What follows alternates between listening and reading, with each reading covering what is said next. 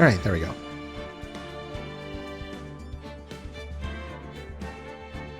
Well, I figured I might as well knock this off of my backlog.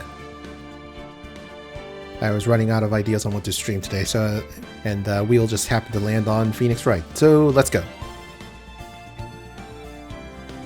Phoenix Wright, Ace Attorney, Justice for All. Episode 1, The Lost Turnabout.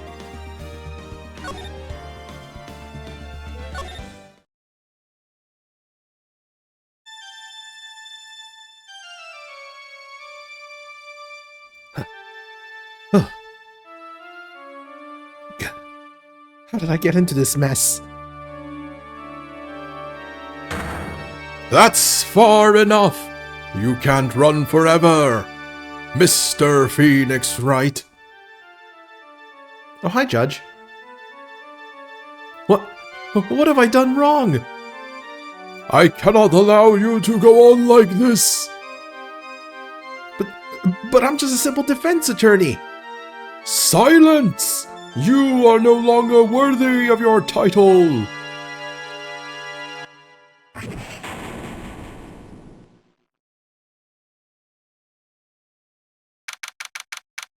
September 8th, 9:08 a.m. District Court, Defense Lobby, number 1.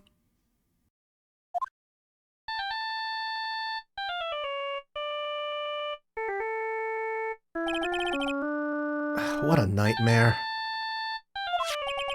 I bet it was this ringtone that caused it. I really shouldn't be dozing off right before a trial starts anyway. Beep. Oh, looks like they hung up. Ah, good. I finally found it.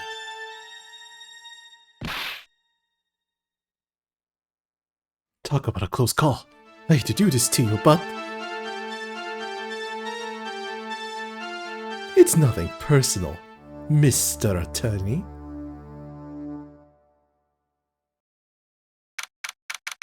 A few minutes later, District Court, Defendant Lobby, number 1.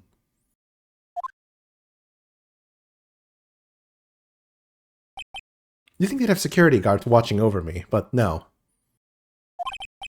Ouch! My head. It's throbbing. And why does it feel so foggy in here? Good morning! Good morning! What's wrong? You don't look well. People are at their best first thing in the morning. Where's that fighting spirit? Sorry, but can you please turn the cheeriness down? My head sort of hurts. Roger that! Am I in trouble or something? Huh? Trouble? Oh, wait, never mind. You're a policewoman, right? I thought maybe I'd done something wrong? What are you talking about? I'm the one in trouble. What? I'm placing my life in your hands today, Mr. Phoenix, right? Life in my hands? You promised me! You said you would prove that I was not guilty! Not guilty? Just when I thought all hope was lost, when all the other lawyers had laughed me off. Leave it to me, you said. You, the one and only Phoenix Wright, came to save the day. And just like that, I was moved to tears, sir. I'll never forget what you're doing for me. Ever. What is this girl babbling about? Actually, I really love to watch court proceedings, and I always root for you to win. When I'm off duty, I like to come here and... What's wrong? You've been acting really strange and you keep staring at me. You're making me kind of nervous, sir.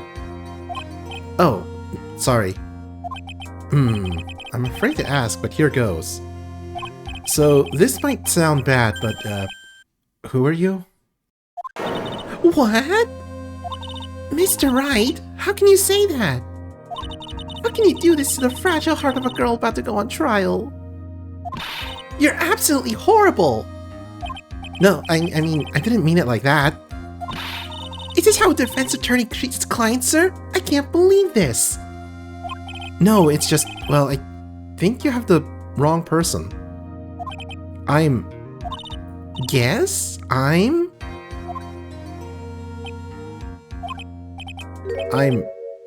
Who am I? Why am I drawing a blank?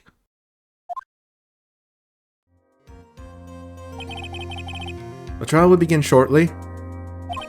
Will the defendant and her lawyer please proceed to the courtroom immediately?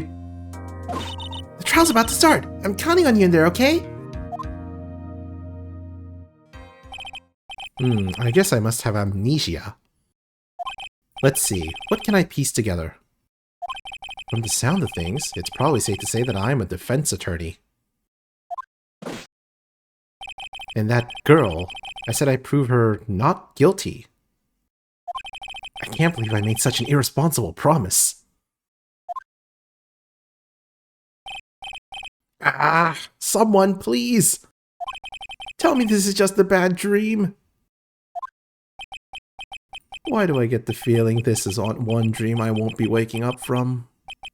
Gulp. September 8th, 10 a.m.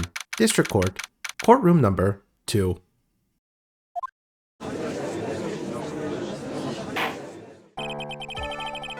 Court is now in session for the trial of Maggie Bird. The prosecution is ready, Your Honor. What is it, Mr. Wright? Are you talking to me? Do you see any other defense attorneys here? I guess not. Now then, are you ready? What if I say no? Would that be alright? Of course it wouldn't. And why bother asking to begin with? Actually, you see, Your Honor, my memory's kind of... The court will not hear the defense's excuses.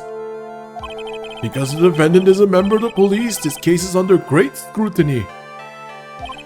Therefore, we must make this trial fair, but swift.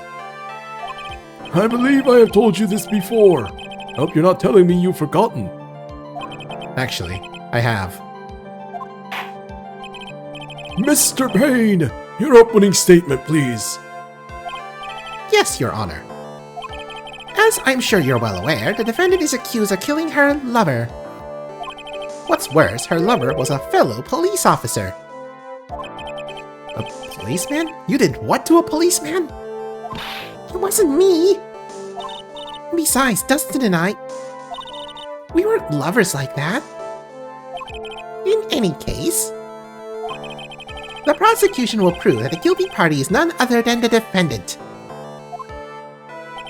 Very well.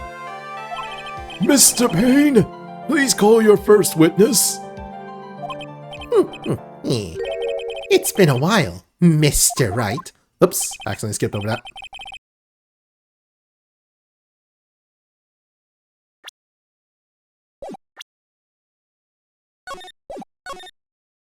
How do I see the text I skipped?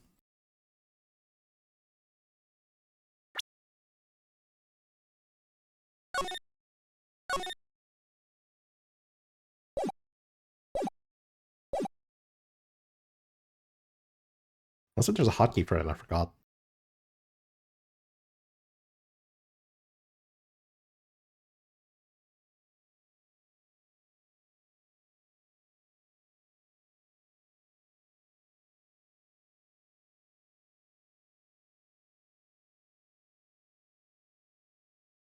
Okay, restart that. Accidentally skipped over dialogue. Scoff. Scoff.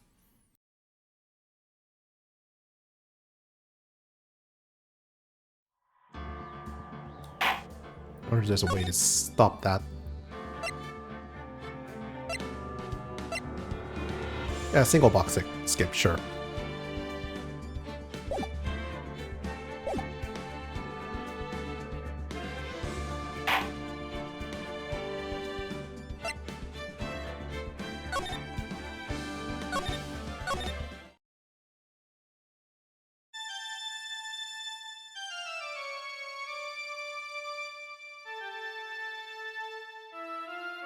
Damn it, this cutscene is unskippable.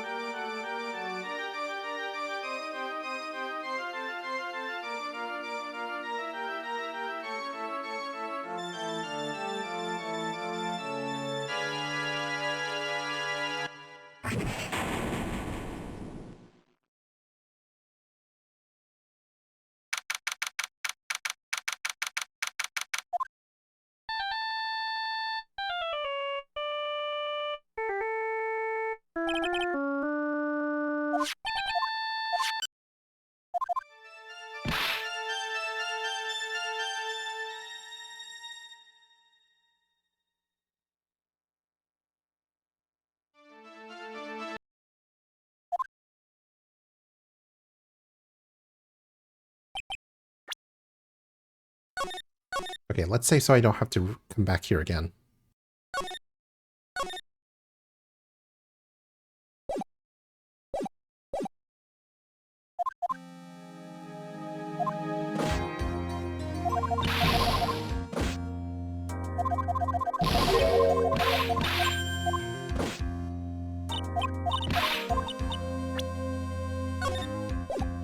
There's a keybind to not make the...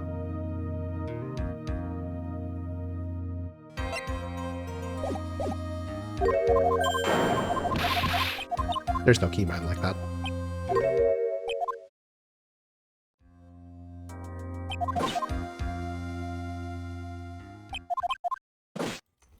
I'm just gonna have to be extra careful when clicking.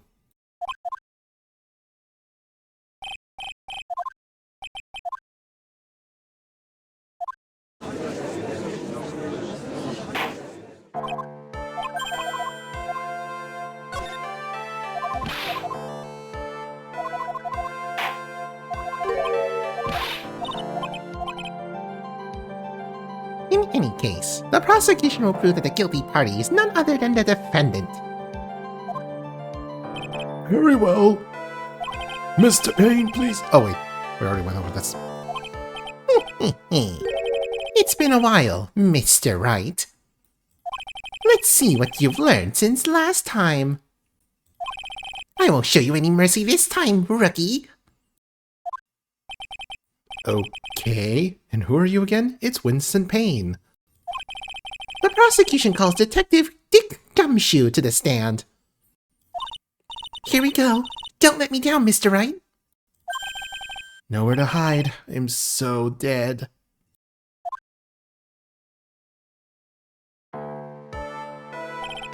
Witness, please state your name and occupation. My name is Dick Gumshoe, sir. I'm the detective in charge of homicides down at the precinct, sir. You don't look very well, detective. Well, sir, the defendant. She works under me, so, you know. You work under that detective? Yes, sir. And while I was a trainee, he was always watching out for me, sir. He's such a wonderful guy, sir. I'll never forget what he's done for me. Okay, calm down. I believe you. Detective Gumshoe, please describe for us the details of this murder. Yes, sir. It happened at the park near headquarters, Expose Park. The victim was one of the local cops, Dustin Prince. He was pushed down from the benches on the upper path, sir. The landing beat his body up bad and snapped his neck. The details are listed in the report that was distributed yesterday. Ah, yes. The autopsy report, correct? Why do I not remember getting a copy? I see everything is in order here. Even the estimated time of death is unusually well documented. The victim's watch stopped the impact of the landing, sir. The results of the autopsy confirmed the time of death. If I may, Your Honor, the prosecution would like to submit this photograph. Very well. The court accepts it into evidence. Crime photo 1. The victim fell from the walking path above. Crime photo 1 added to the court record. Now then, I recall that yesterday's preliminary hearing, a very important piece of evidence was brought to our attention. Yes, Your Honor. Yes, sir. Yes, I guess? Mr. Wright, is your head on right today? There was a very crucial piece of evidence found under the victim's body. Was there? Have you lost your mind? Well, actually, it's just nerves. Give me a second. What? You talk like such an amateur that you were a pro, sir. Alright, sir, I'll help you through with this. At a time like this, maybe you ought to take a glance at the court record. Court record? Yep, info about evidence and people involved with this case are all listed there, sir. You can look at the court record by pressing Tab. Tab, huh? You really know what you're talking about, don't you? It's too bad I'm a cop, right? Just think, I could totally be a legal aid instead. Attorney's badge. It's my all-important badge. It showed that I'm a defense attorney, apparently. Cell phone. I found this in my pocket, but I don't remember what it means or how it got there. Dustin's autopsy report. Time of death. September 6th at 6:28 p.m. Cause: broken neck. Body was also covered in bruises. Glasses. Found under the victim's body. Pieces of nearsighted lenses were found nearby. Crime photo 1. The victim fell from a walking path above.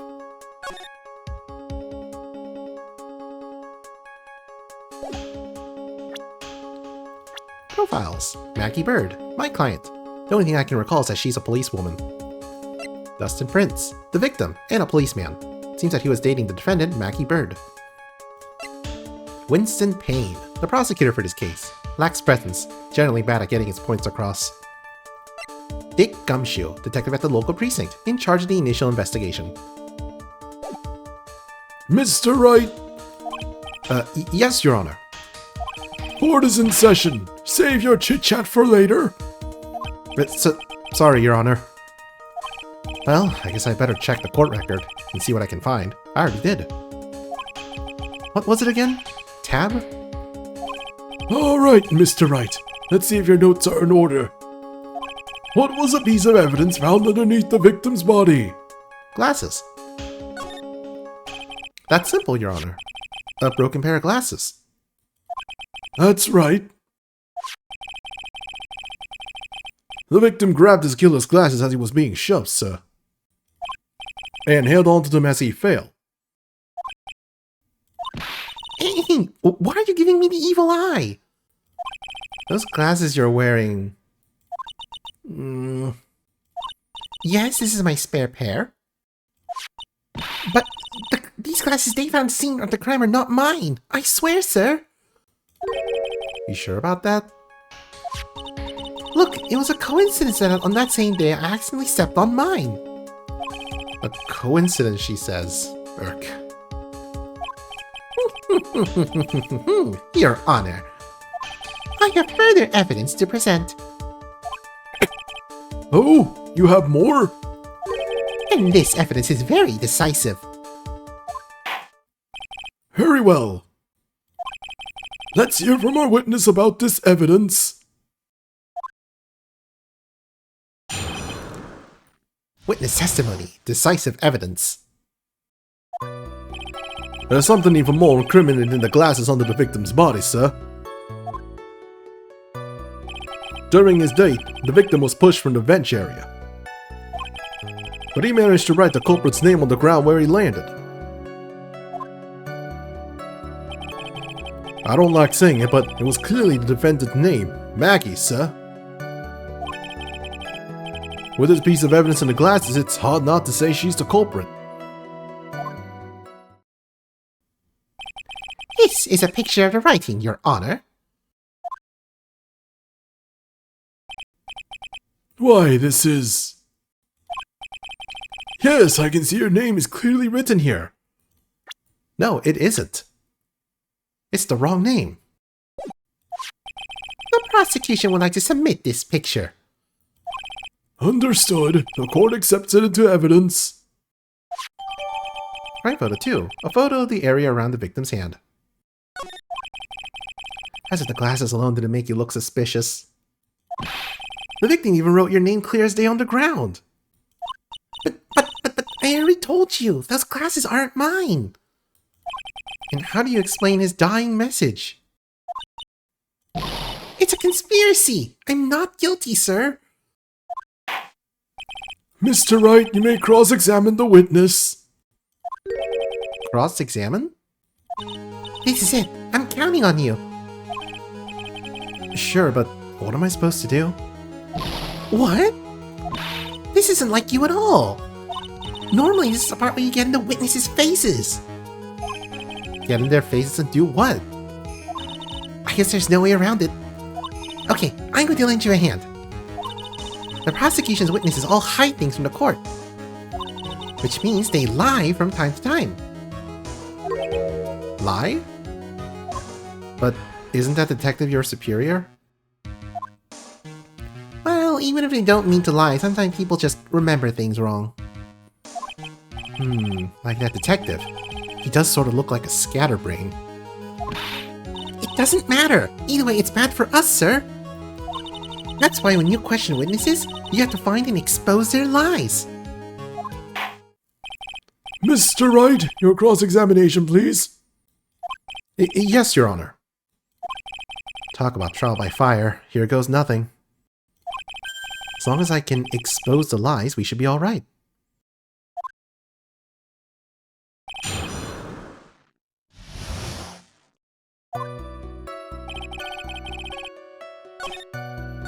We already know which one it is. I can also present profiles, right? Yes, I can. Objection!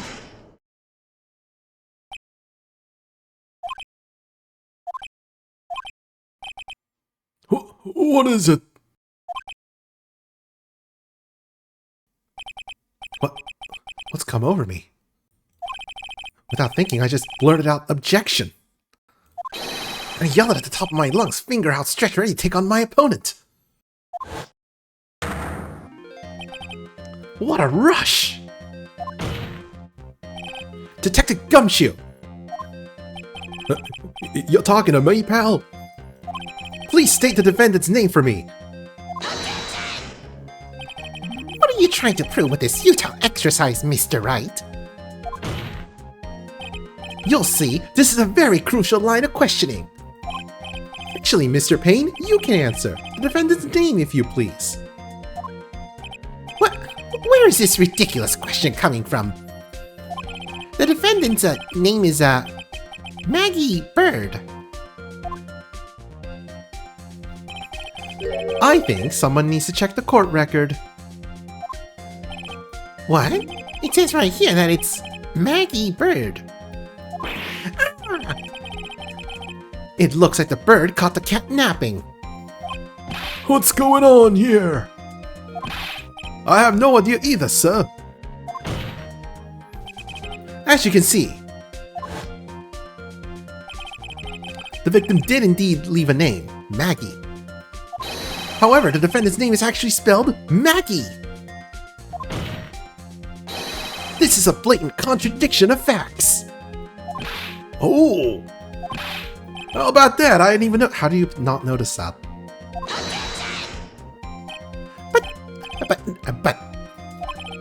But maybe the victim didn't know how to spell her name correctly. Objection! Did he change the objection voice? May I remind you that it was you who said the defendant is accused of killing her lover. If they were truly lovers, it would be impossible for him to have not known her name. No! This is very true. Mr. Payne? Yes, Your Honor. Are you absolutely certain that the defendant and the victim, Dustin Prince, were in fact lovers? Yes, I am quite certain, Your Honor.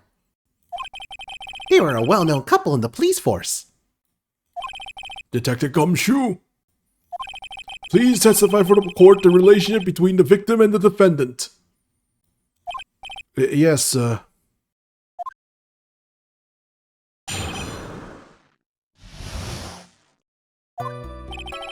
Officer Prince and Officer Bud have been going out for about half a year.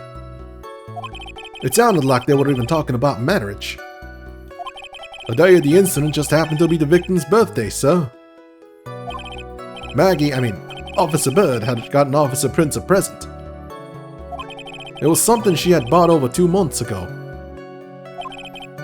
I should know, because she came to me to ask what she should get for him. Oh, those two sound like they were close. Nevertheless, tragedy struck. Yes, I see.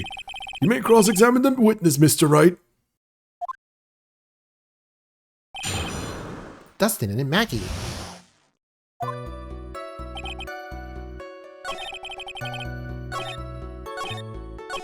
Well, doesn't look like there's a contradiction anywhere. What should I do, Maggie?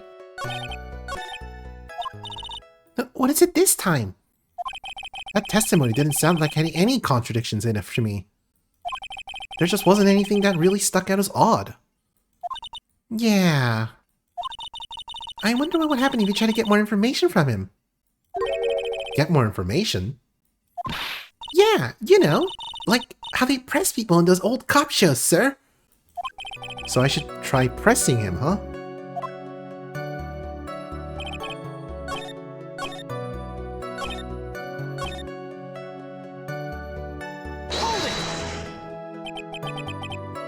Over 2 months ago? Yep, she's a very considerate woman, pal. So, what was his birthday present? She got him a glove. A single glove? I wish you only give him one. Actually, Your Honor, the glove in question is a baseball glove. Oh, I see, a baseball glove. Officer Prince was a huge baseball fan. A baseball glove? Just now, I believe you said that the present was something she had bought over 2 months ago. Yeah. Are you saying she bought that glove at a store that far in advance? Nah, nothing like that, pal. Then, what is it like? She ordered it. It was custom made. Custom made? The glove was custom made? Yep, that's what I said. So the glove was custom made. Your Honor, I really don't see how this glove is related to this case. Yes, it would seem that there is little relevance. What do you think, Mr. Wright? Do you think this glove is really relevant to this case? Yes. I don't know where this will lead me, but... Of course it is relevant! That glove is a key to this whole case! Yes! Bluffing to the max! Now, this is a Mr. Wright I know. I'm so happy you're back, sir. I was wondering how long it'd take. This is great! Pressing people. Feels like I've done this before. So I used to do this to squeeze information from even the most tight-lipped people. Very well. If you are that convinced, then let's hear some more about the matter.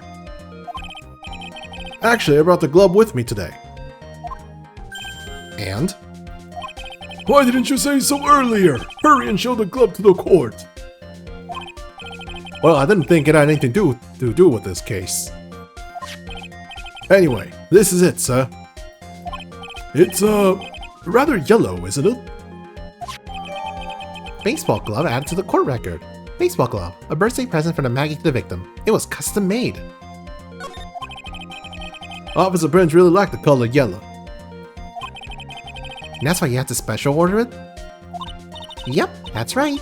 That and one other reason. I think this court has heard enough. It's clear that the victim and the defendant were involved with each other. Yes, that's correct, Your Honor. Now, if that is true, it brings up an important question. Was the name Maggie really written by the victim? I see your point, Your Honor. Detective Gumshoe, please tell the court a little more about the name on the ground. Yes, sir. Writing on the ground. We first looked into the handwriting. Unfortunately, we couldn't confirm that it was the victim's handwriting. Next, we checked the victim's pointer finger. We found that there was sand trapped under the victim's fingernail. There were also scratches on his skin that were caused by him writing on the ground.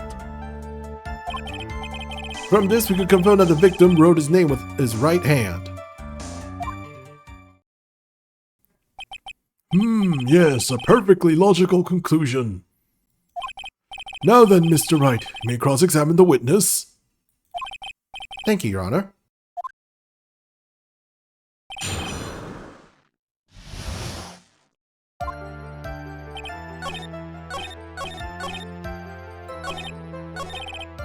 Listening to this, you'd think there was only one conclusion. That the name was definitely written by the victim. But don't you think that would be really strange, sir? If Dustin really wrote that message with his right hand, do you think I would have gone through that much trouble to get him his present? The present? What about it?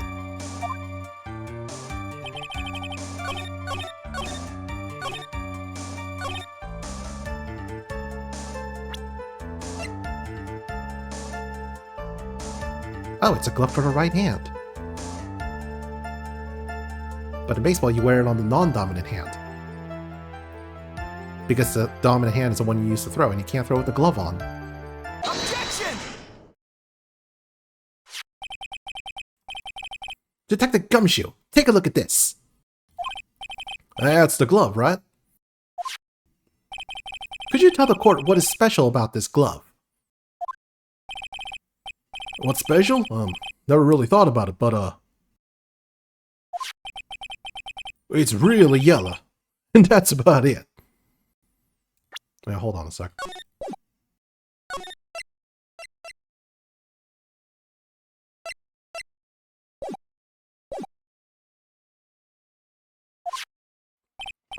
Yes, it's really yellow, but that is only one of its qualities.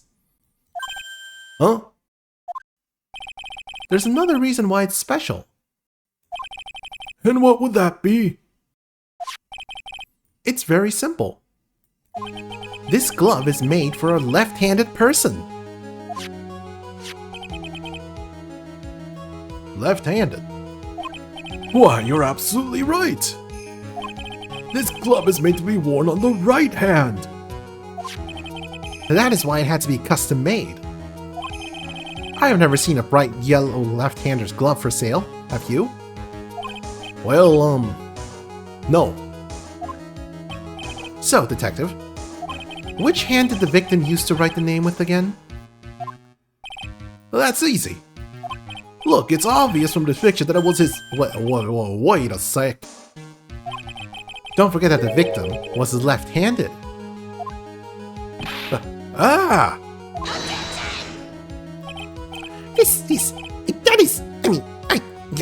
Check! Overruled. Mr. Wright, I would like to know what your line of reasoning proves. There's only one conclusion that can be drawn.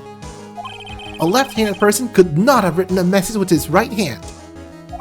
Therefore, the person who wrote the name Maggie could not have been the victim.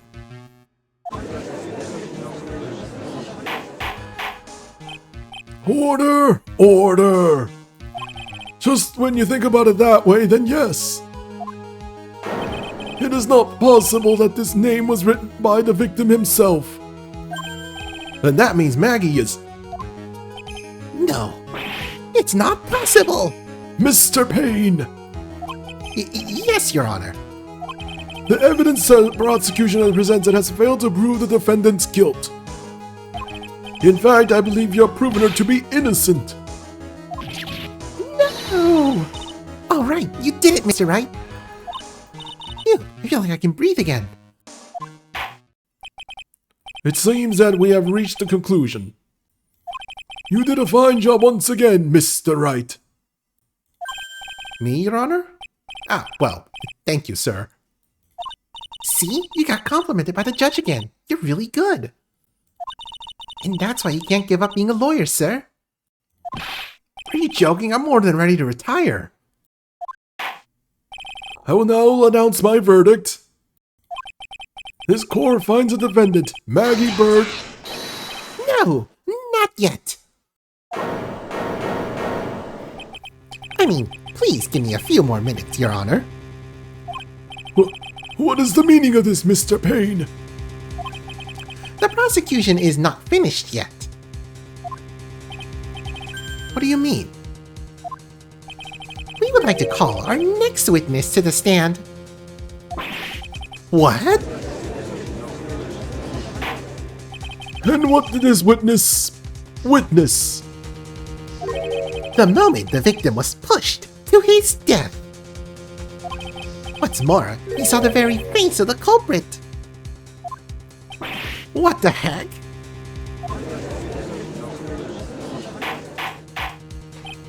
Order! Order in the court! I believe a recess is in order. Afterward, we will hear from this new witness. I had a feeling that was a bit too easy. I need more information. I'll have to see what I can find out during this recess. I can't let my guard down. It's only going to get tougher from here. Court is adjourned for recess. To be continued.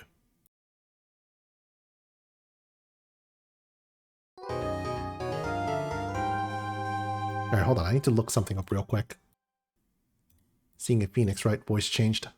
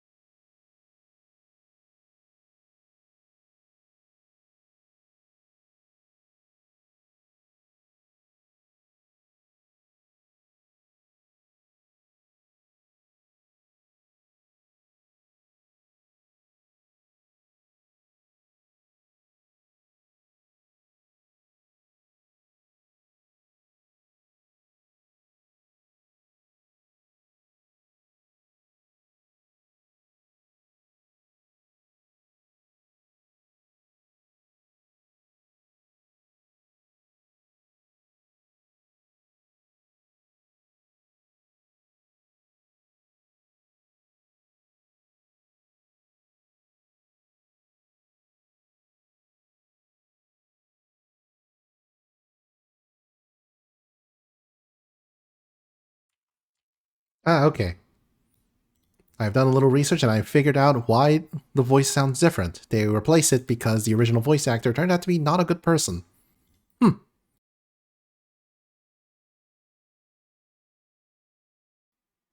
Well, at least I don't have to go crazy thinking that the voice sounds different, but it doesn't. Anyway, back to the video, after some water.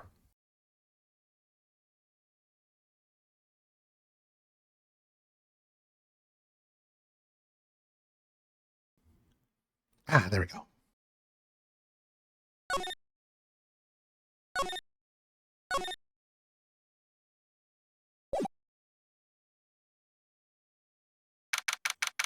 September 8th, 11:43 a.m. District Court Defendant, Lobby Number 1. Amnesia? I can't believe my lawyer's trying to defend me in such a state. Why didn't you tell me, sir? I'm sorry I didn't mention it to you. Oh, I know what to do. I heard you can fix something like this with a really strong shock to your system. Come on, lower your head a little. A Maggie kick should be all you need. No. I think I'll pass on this one. Come on. I'm sorry. Whenever I see someone in trouble, I have a hard time leaving them alone. I tend to stick my nose where it doesn't belong and try to tackle everyone's problems. Well, if my head's one problem you won't be tackling today. Well, you're here to solve your problem first. We can deal with mine later. For now, do you think you can fill me in on a few things? Of course! I'd be honored to. Well, I guess we'll start with my name and I can tell you about me. No, that's okay, really. I think I know you and your name pretty well by now. I was wondering if you could help me figure out a few things about myself. So my name is Phoenix Wright? What a weird name. I agree. This is serious. You really don't remember. I'll tell you what, sir. You can have this back, and maybe it'll help. This is a business card? I got this from you. It's my most prized possession. You can borrow it for now, but please give it back, okay? Okay. There's some numbers written on the back. Oh, that's your cell phone number.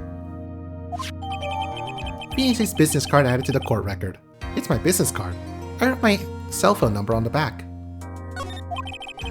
I guess for now, we should stop talking about me and start talking about this case. This case? Yep. Can you think of anything that would be helpful for me to know?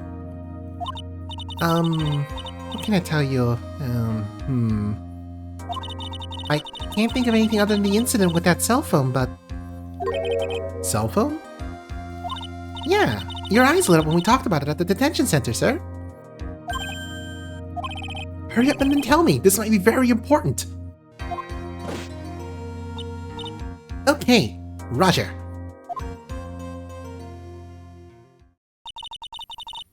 It was on the day of the crime, just before 6 p.m. I picked up a lost cell phone while on a walk with Dustin.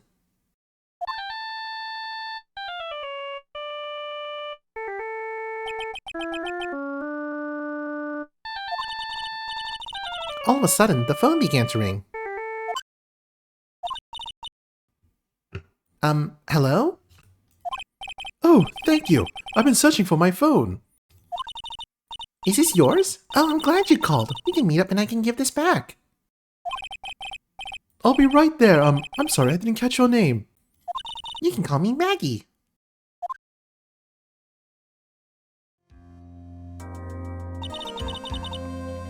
We agreed to meet up at 6 p.m. Dustin and I waited for the person to show up, but they never did.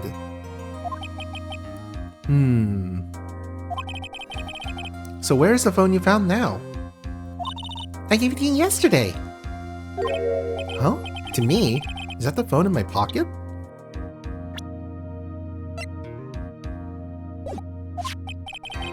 You mean this?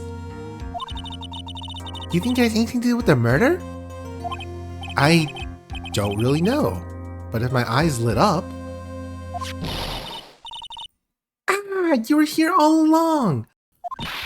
You're so mean! I called you a million times, but you wouldn't pick up! And when I went to check in the courtroom, everyone had already left!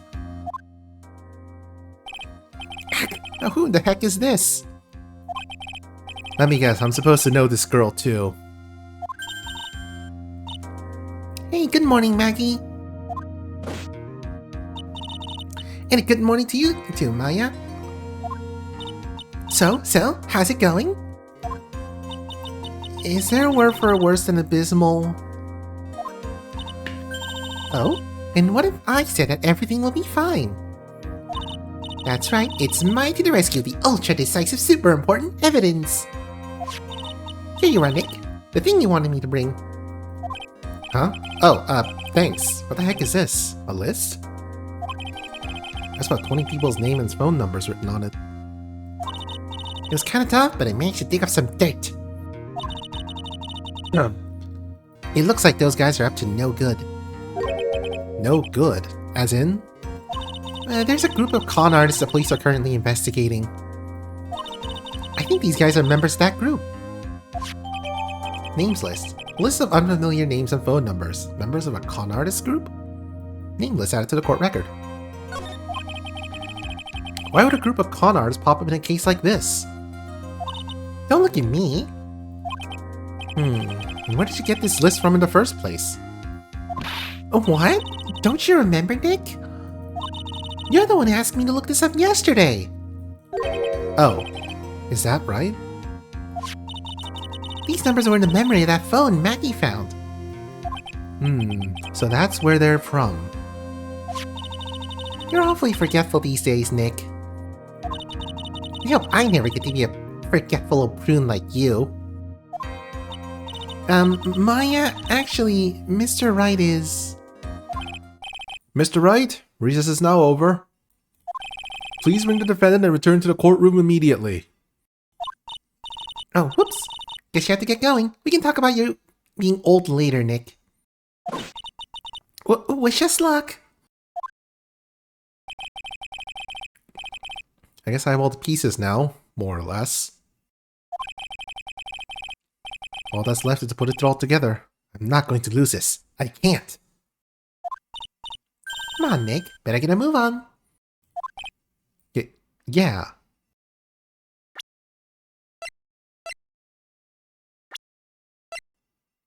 Maya. I don't remember who she is, but I get the feeling I know her.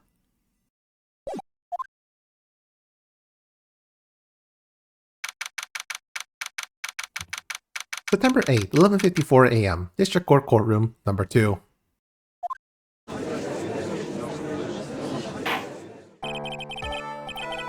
Court will now reconvene. Please call your next witness to the stand, Mr. Payne. Yes, Your Honor. But before I do, if I may say a few words. What is it, Mr. Payne? It's about the next witness. He has a tendency to say things that rub people the wrong way, you see. So I asked that the court might be a little lenient on... There's no need to give a preface. Just hurry up and call your witness, please. Yes, Your Honor. The prosecution calls his next witness a drifter who was taking a walk in the park on the day of the murder.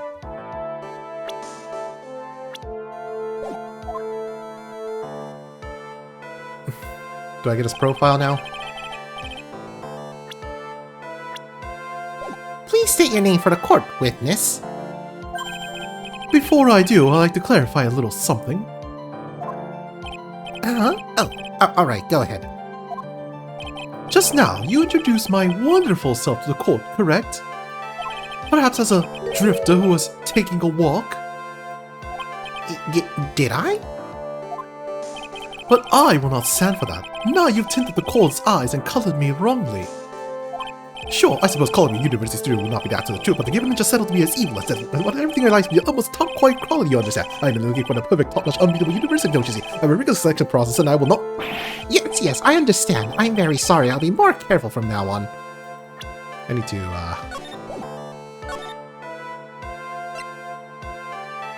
There's no text box speed option. Damn it. Yes, I understand. I'm very sorry. I'll be more careful from now on. What is he? A human chatterbox? Ugh, I have to question him.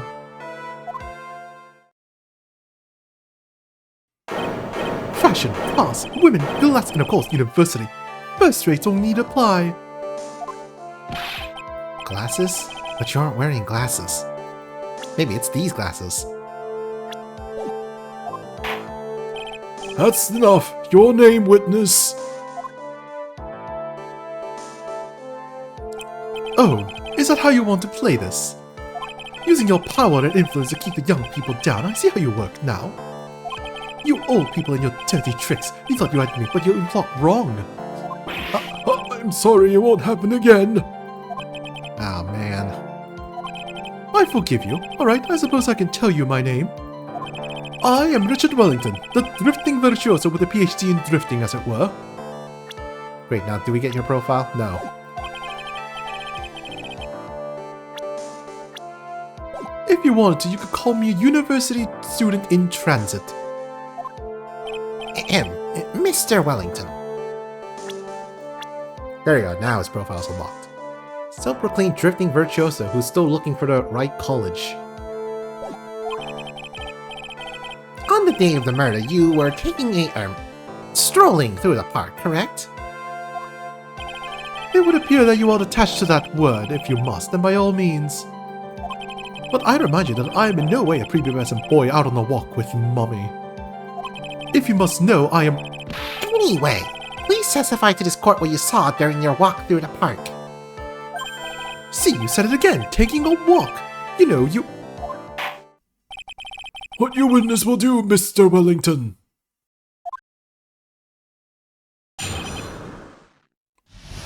What I saw that day. I was at the park all afternoon, deep in thought about my life situation. I don't remember the time all that well, but I do believe it was past 6 p.m. Well, that does correlate with the 6:28 p.m. On the autopsy. All of a sudden, a police officer falls from above right in front of my eyes. Without a thought, I looked up and then I met the eyes of a charming young lady. Of course I remember her sweet face. It was that of the pretty defendant there. The only other thing I saw was that banana that fell with the police officer. Banana? That was certainly decisive testimony. Decisive? Nick, did you hear what he just said? Yeah. That's all you have to say? How can you be so calm? It's strange. My mind is very calm and clear. Maybe it's because I believe in my client. You mean Maggie? Yeah. If she really is innocent, then that can only mean one thing. That guy is lying. You may now question the witness, Mr. Wright. I'll find out the truth no matter how well you craft your lies.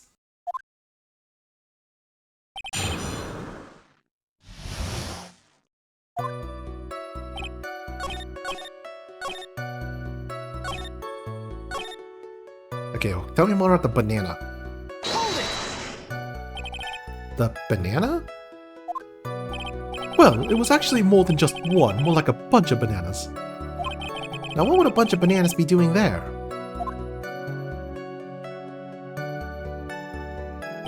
And why would I know such a thing? I'm only telling you what I saw. That's really strange. Maggie never mentioned anything about a bunch of bananas. That's it, Nick. You gotta be lying about the bananas.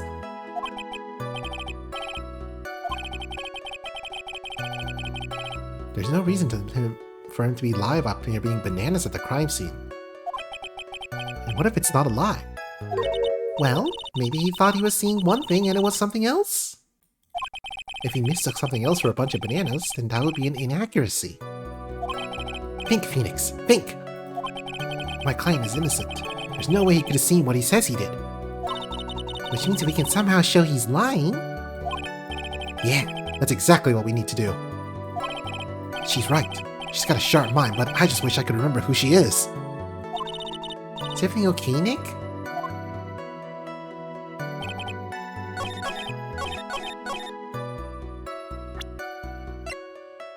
If by bananas you mean this? Mr. Wellington, I believe I have the bananas you saw right here.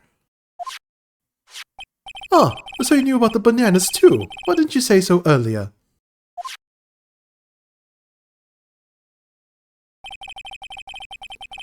But don't think you can use this as a way to pull more information out of me. This is a kangaroo court. This is a chimpanzee court. And that's where you'd be wrong. Mr. Wright, what is the meaning of this? Isn't that the baseball glove? Huh? What? A baseball glove? Doesn't it look delicious? Care for a bite? That's not... No! Your Honor, I think this proves one very important fact. This witness... By the way, just how bad are your eyes? Huh? Oh, you... why are you asking me about this all of a sudden? Your Honor, it's very simple to mistake a glove for a bunch of bananas. No, I don't think so.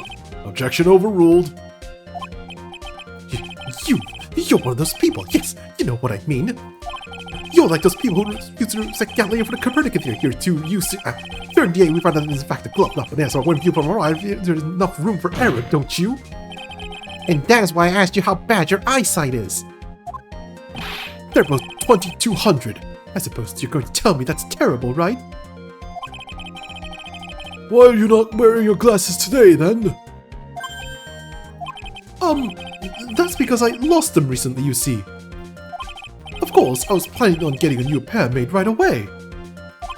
But, you know, my glasses are no ordinary glasses, so to replace them... How about when you witnessed a crime? Were you wearing your glasses then?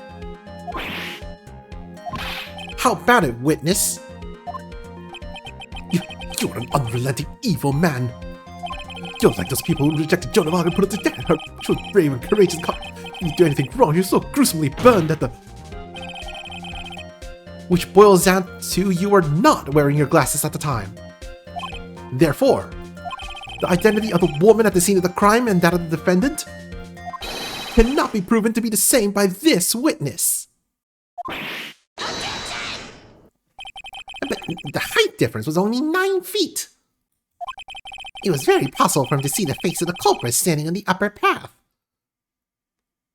Not if he's blind enough to mistake a baseball glove for a bunch of bananas. Witness? Please be more accurate in your testimony. Remember, a person's life is at stake. Yes, Your Honor. Now then, please continue with your testimony. Please tell the court what happened next in the moments after you witnessed a crime. What happened next? The girl in the upper path ran away as soon as she realized I was there. After that, I immediately called the police station to report the crime. It must have been 6:45 p.m. when I made the call. They must have a lot of free time on their hands since they showed up within 10 minutes.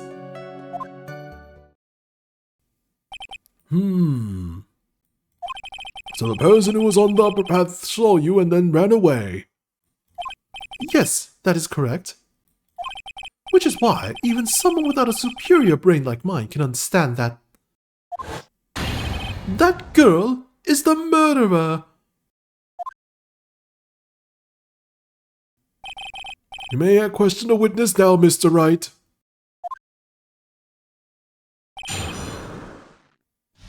Yeah, why did it take you 17 minutes to find a phone?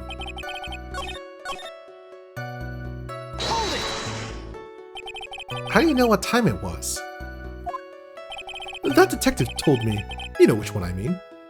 The one with the jacket that makes him look like a dropout from a no-name high school.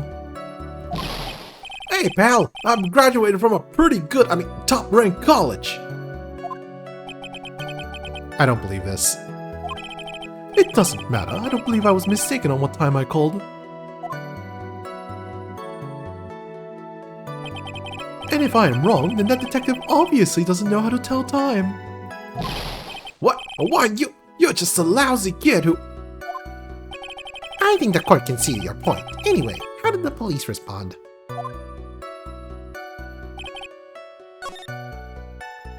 Okay, well, let's present the autopsy report. Objection! Mr. Wellington, would you please take a look at this? You mean the victim's autopsy report? According to this, the murder occurred at 6:28 p.m. So what of it? You said that you called the police immediately after the murder took place. However, by the time you had called the police, it was already 6:45 p.m. There's clearly a 15-minute gap here. Do you deny it? I think this court would like to hear what you were doing during this 15-minute gap. Gah. The witness was in shock at the time after witnessing a terrible murder. It's only to be expected that he would be a little dazed. Objection! 15 minutes is hardly what I would call a little dazed. Mr. Wellington. Yes? Explain yourself. What were you doing during those 15 minutes? Answer the question. Telephone. I mean... Spit it out. I was searching for a phone booth. A phone booth? You mean you don't have a cell phone? Your questions, as if you're trying to open all the layers of a Matryoshka doll.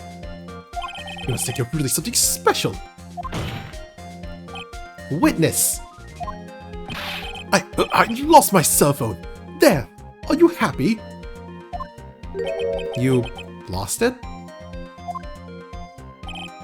Unbelievable. You lose your glasses and your cell phone. You must be very scatterbrained when it comes to your belongings. What? Are you saying that first-rate people are never allowed to lose things? Haven't you ever heard that all geniuses have a straight quirk with you? No matter how rational, since I have my own quirk, I must be as genius so that simple, plain people like you could understand. Enough! Oh man. Wait, hold on a second. He lost his cell phone? Nick, that cell phone, could it be? You mean this phone Maggie found? There's no way. Boy, I didn't see this coming. What should I do now? Mr. Wellington? Where's your cell phone right now?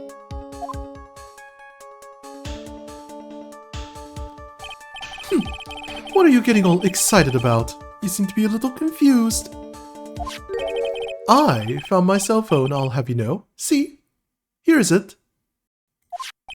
Oh, I see. Looks like he's got his phone. I thought that just maybe this was his.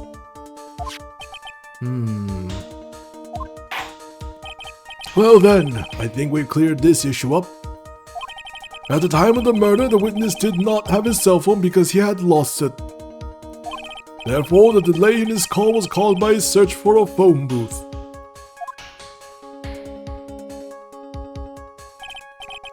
Well, that's the gist of it.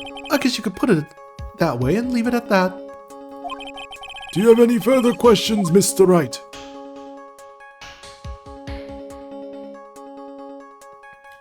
Oh, actually. Yeah, why didn't he use this payphone right here?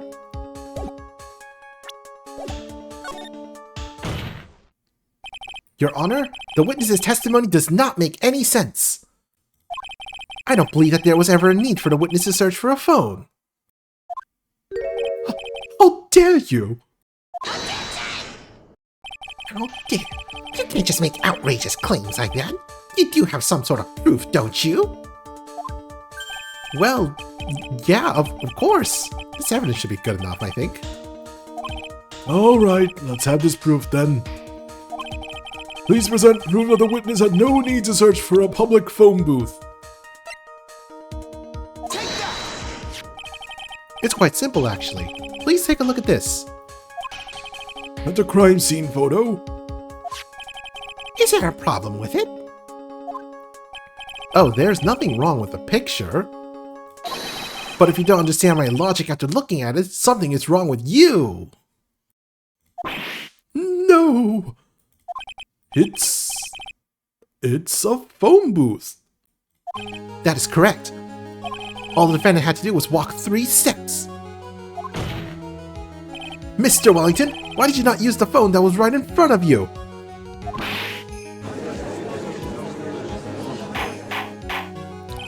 Order! Order!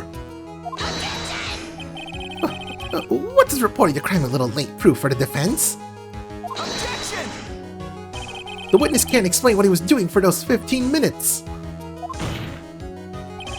That is reason enough to throw suspicion on his testimony. Yes, this is very true. What do you have to say for yourself, witness? And I bet this phone really is his, Nick. He must have killed Dustin to get his phone back. But Maggie said that she was going to return it to him. So there was no reason for him to kill for it. And on top of that, we still have the phone she found anyway. But if he wasn't looking for his cell phone, maybe he was looking for something else? Was he? Mr. Wright, Yes, Your Honor. do you have any thoughts you would like to share with the court? Can you offer an explanation as to what the witness was doing during those 15 minutes? Yeah, I have an idea. There's only one possible explanation. Alright, let's hear your explanation. However, be forewarned that if your explanation is not persuasive, you will be penalized. Think carefully before you present, Mr. Wright. Yes, Your Honor. I probably shouldn't have said that, said it was only one possibility. Please present to the court one piece of evidence that will answer the following. Why didn't the witness call the police right away? Well, he was looking for his glasses. Take that! Mr. Wellington. What? Don't do that. You almost gave me a heart attack. These are your glasses, aren't they? Ah, where did you find? Ah, I believe the court all heard what you just confessed to. That these glasses are in fact yours. I'll tell you where they were found, Mr. Wellington. These glasses were found under the victim's body. Under the victim's body?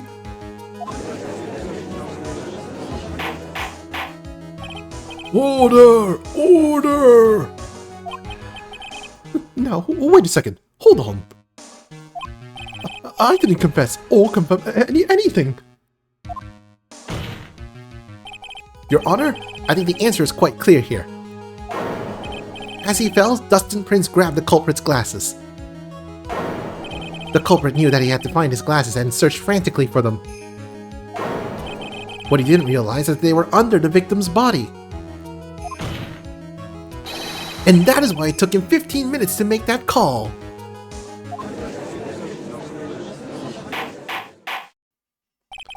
Mr. Wright, are you indicting the witness as the real murderer? Of course, that's precisely what I am doing. Oh, that is not healthy. I know I'm right. He's the real murderer. Did you figure it out, Nick? More or less. Turns out this cell phone was the key to this case after all. Anyway, now's our chance to deep six this guy. I'll sink him in one shot. Yeah. This is so exciting watching you work again. Somehow, my old self is coming back to me. It's time to sink or swim. Everything rests on the edge of a knife. This is the moment I've been waiting for. Order! Order! Your Honor, the defense is making a mockery of this court. Without any solid ground to stand on, he accuses the witness of being the murderer. Yeah, that's right. I'm no criminal.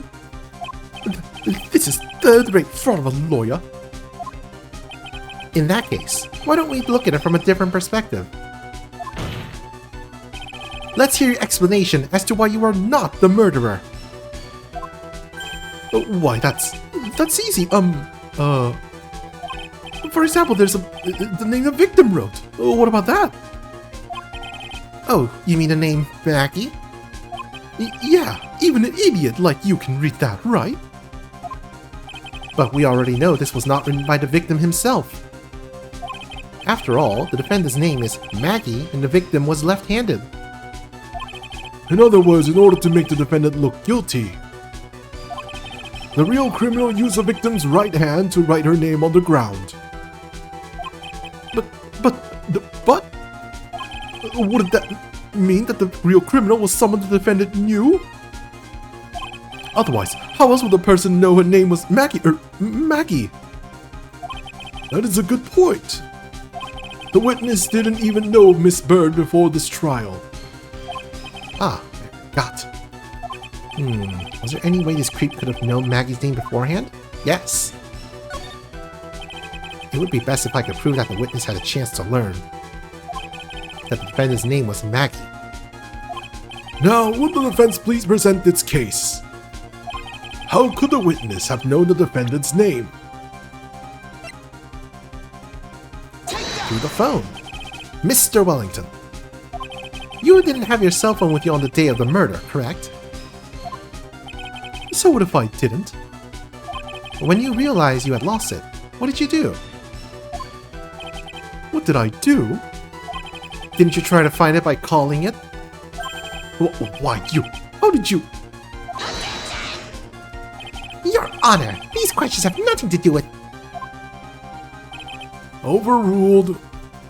Mr. Wright, where are you going with this line of questioning? Do you think there was some relation between the witness's cell phone and the murder? I do, Your Honor. On the day of the murder, Maggie Bird picked up a lost phone in the park. And she also received a phone call from the owner of the phone.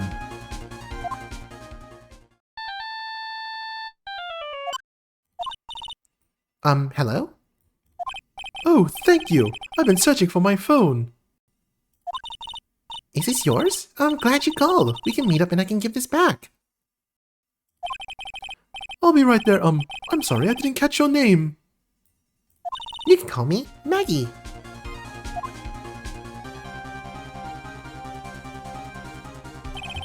That was when you learned that her name was Maggie.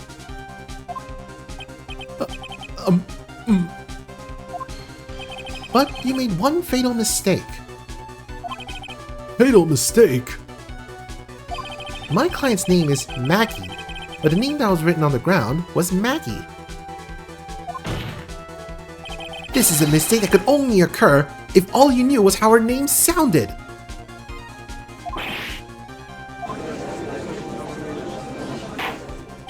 Order! Order!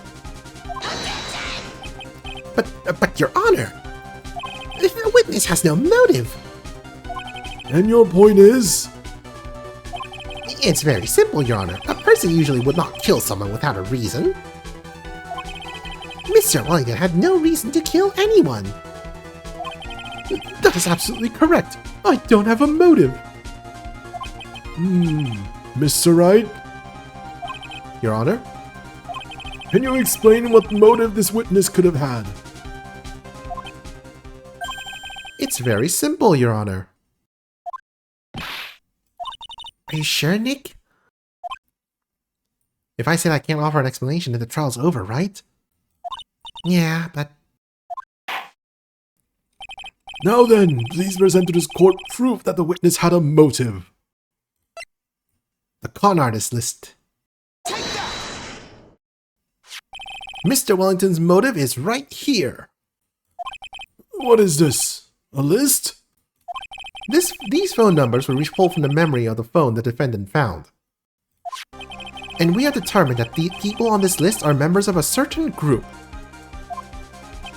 You've looked up all those numbers. Of course. This list of phone numbers was stored in the cell phone's memory.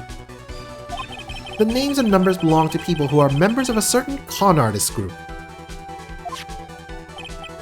What? Con artists? Can you explain why these numbers were on your phone, Mr. Wellington? This is an outrage, an invasion of privacy. Looking up the phone numbers on a person's phone is worse crime than murder. You're one of those people. You're just like the cops who read the brilliant artist. I didn't even read that name. I couldn't read that. I don't care, Mr. Wellington. All I want is for you to tell us what this list is about. Did any of you know what it's like to be a refined man such as me? Your Honor, this is unjustified badgering of the witness. Objection overruled. Yes, so great when the judge is on your side for once. Mr. Wright, what is the meaning of this? Why would the witness have the numbers of a group of con artists on his phone? Isn't that obvious? The witness is... Mr. Wellington is a member of this very group. No! All of your friends' phone numbers are stored right here on this phone. If anyone were to look into these phone numbers, it would be all over for you. That is why you had to kill. No, this is too much.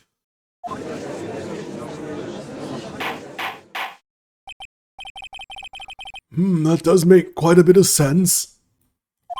Well, Mr. Wellington, would you care to explain? I got you now. The police officer. Your Honor. What is it, Mr. Payne? Your Honor, this is unjustified badgering of the witness. You already said that. You said the exact same thing only a few seconds ago. But please, let's think about the content of that phone call.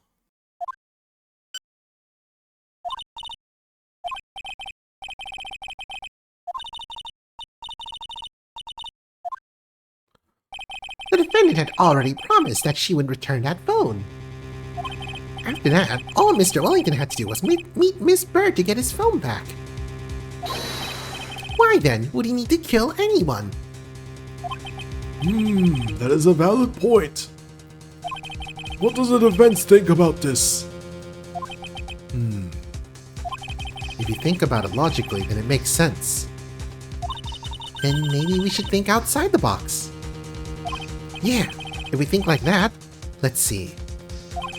Maybe that slimeball saw something at the crime scene that made him commit murder. Your thoughts, Mr. Wright? Well, I don't think Mr. Wellington went to pick up his phone in a very friendly manner. But he was promised his phone, so why would he have been unfriendly to the defendant? I think he must have seen something that didn't agree with him when he got there. Well then, Mr. Wright. What was this something that didn't agree with the witness? The victim. What Mr. Wellington saw was the victim. The victim? You mean Dustin Prince? Dustin Prince had gone on his date right after his shift was over. With no time to change, he went to the park still wearing his police uniform. Oh! The girl that picked up my phone is with a policeman. He couldn't have known they were going out, so he began to worry.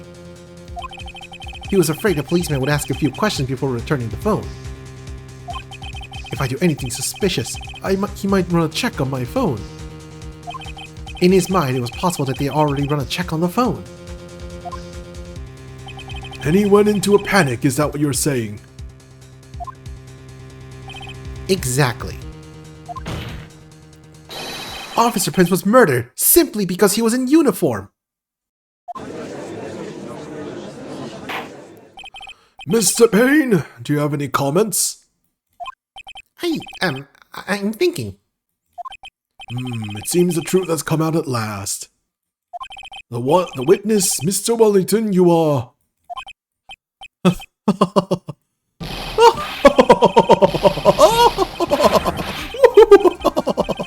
Impressive. Not bad for a person with a third-rate education. What's that supposed to mean?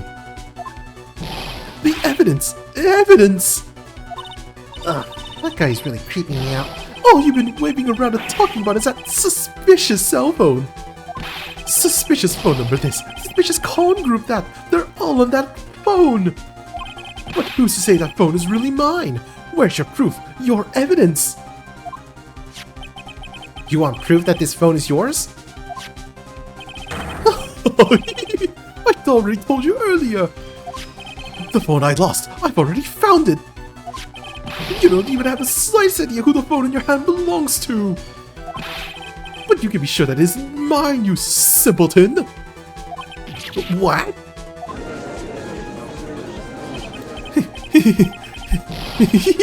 It feels good to see you squirm. We do seem to have a problem with our hands with this phone. Whose phone is it? Without knowing that, it's as meaningless as evidence. Your Honor! This is bad. I can't let him turn the tables on me like this.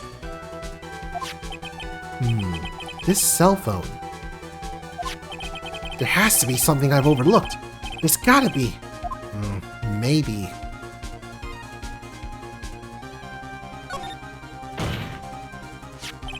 This phone has the names and numbers of those in the con group in its memory.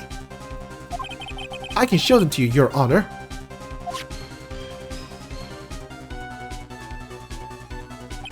I don't believe this. What are you talking about? What we are even trying to determine is who that phone belongs to. Who cares about what phone numbers are stored on it? Besides, who knows? Maybe you went and added some of those numbers in yourself. The witness is quite right. I'm afraid I have to reject the defense's proposal. Yeah, jerk this back to his arrogant, annoying self again.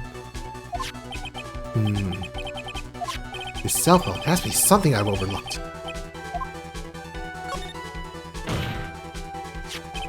I got it! We should check for fingerprints! Fingerprints? Yes, Your Honor. Mr. Wellington must have left some prints on this phone. Nick, don't you remember? When you got that from Maggie, you wiped it off. Wait, what? You said there was sand all over it, so... What? Wiped it? I wiped it? Pretty thoroughly, too.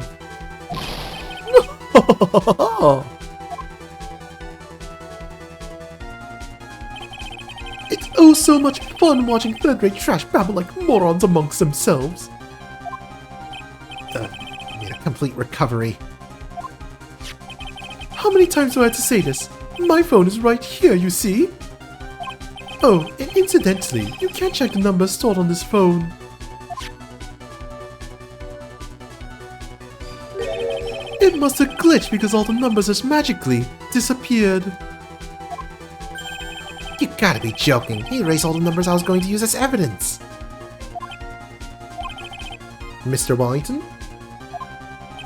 What's this? By the tone of your voice, it sounds like you still had some fight left in you. Where did you finally find your cell phone?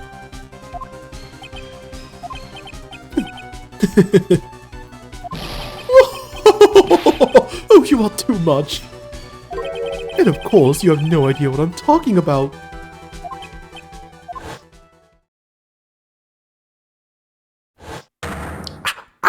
Oh my god, now I remember!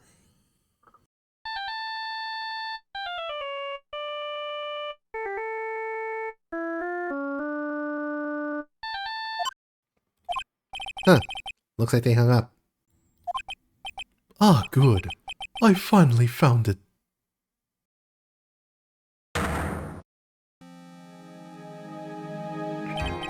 So that's when. They really should post more bailiffs around. What's wrong, Mr. Attorney? Why the harsh glare in your eyes? Nick, we worked so hard to get this far, but if we don't do something quick, he's gonna get off scot-free. I know this phone has to be his. But how am I supposed to prove something like that? Mr. Wright, if you cannot prove who the owner of that cell phone is, your indictment has no basis and therefore no power. Looks like you came up a penny short. Where? Where did I go wrong?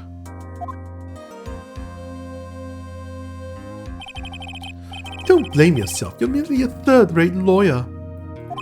You only made one big mistake. Who are you? What are you? That's something you haven't figured out for yourself yet.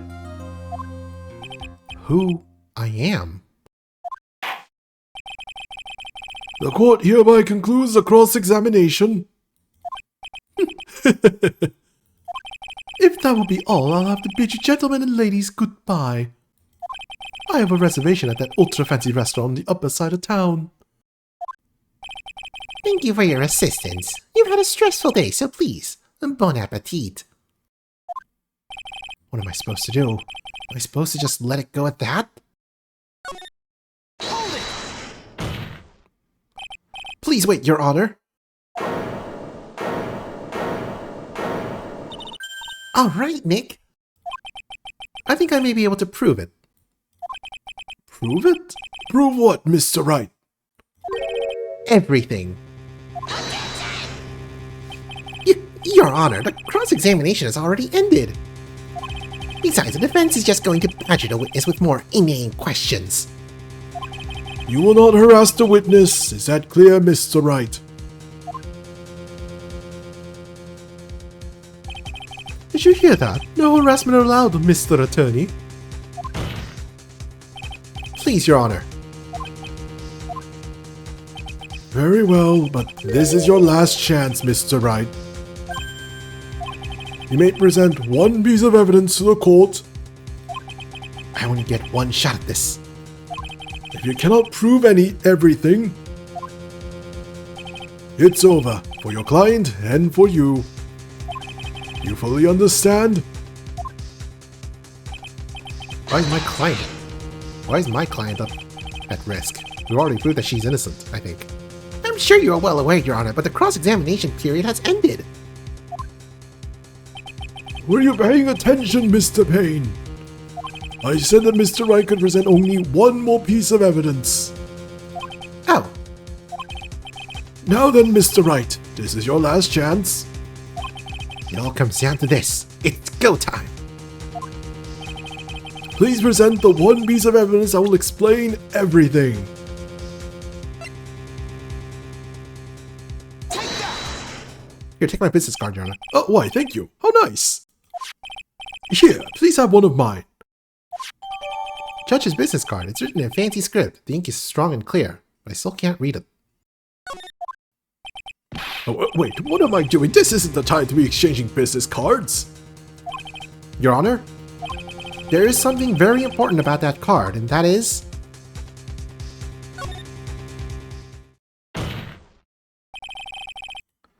this card is important because of what is on the back.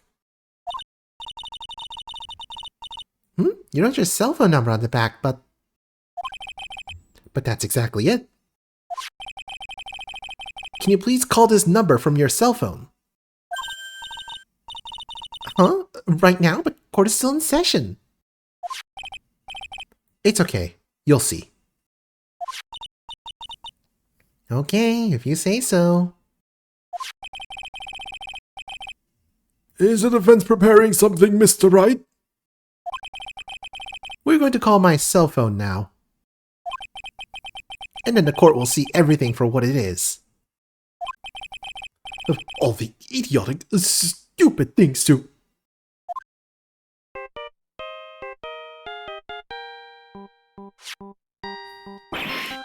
Ah!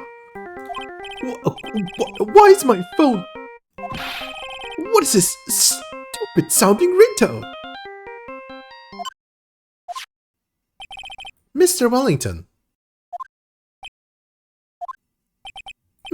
How strange.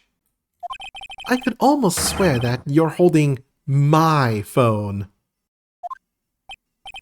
Your? Oh, no. It can't. By the way, before I forget, thank you very much for the lump on my head this morning. Ooh. I don't think I need to explain any further, except to say... When you went to retrieve your cell phone, you mistakenly took the wrong one.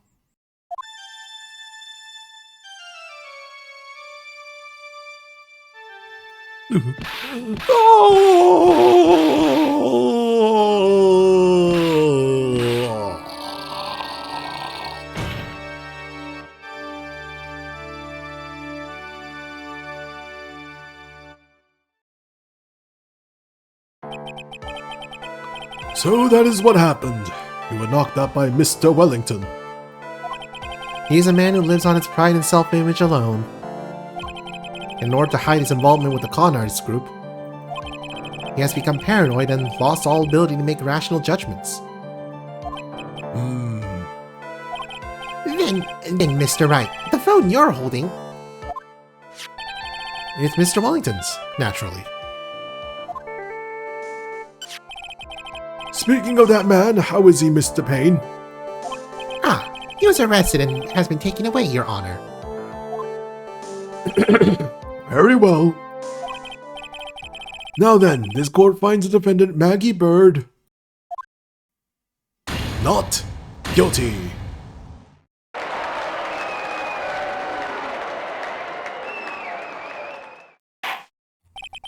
That is all. This court is adjourned.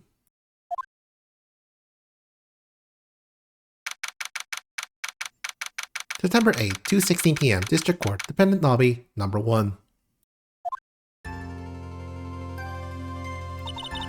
I knew that the real would shine through eventually. I'm so moved by what you've done for me, sir. Thank you so much, Mr. Wright. I feel really bad for Dustin. He didn't do anything to deserve this. It's probably because of me. Well, my whole life has been nothing but a whirlwind of bad luck and failures. Your whole life? It can't be that bad, can it? Since I was 6 months old when I fell from the 9th floor of my apartment building, I've been hit by all sorts of vehicles, gotten sick from all sorts of foods, failed at almost every test I've ever taken, experienced almost every kind of disaster, and never won or even tied at a game of tic-tac-toe. My life has really been nothing but a string of disasters. That is, pretty bad. Up until I went to college, I was known as a goddess of misfortune. And then at the academy, everyone called me Lady Luckless. Lady Luckless? What's worse is that my misfortune always seemed to latch onto those around me. What do you mean? When I see someone in trouble, I always try to help. Ah, that's right. We were talking about this earlier. It happened again recently too, sir. There was an old lady pacing back and forth by the pedestrian crosswalk. I gave her my hand and... before I knew it, we were having a dinner at my house. Oh. I'm sure that Dustin's gone because of me. That's not true. That glove didn't even have any sort of special meaning. It was just a present to say thanks for covering one of my night shifts. Oh, I see. Everything is all my fault. Dustin's death. Your head being all messed up? Well, I don't think my head is that messed up yet. I'm going to find a new life for myself starting now. The next time we meet, I'm sure I'll have found a whole ocean's worth of good luck by then, sir. Yeah, after all, the Goddess of Misfortune is only a name. You bet! I'm gonna make it! I promise! Next time we meet, I'll only be an unlucky person instead of a goddess. Yeah, that's the spirit. Well, Mr. Wright, Maya, I should get going. Okay, good luck to you. Thanks, you take care of yourselves too. Ah, what a horrible day. I've gotten my memory back, but things are still a little fuzzy. But you're okay, and that's what counts. You really had me worried. Come on, let's go back to the office. I'm afraid to ask, but here goes. So, this might sound bad, but, who are you? What? I thought you said you got your memory back. At that moment, everything really did come back to me.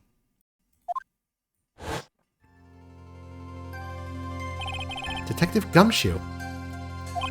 He's someone I've had clashes with in the past during certain cases. But he's also been a good ally during others. The judge.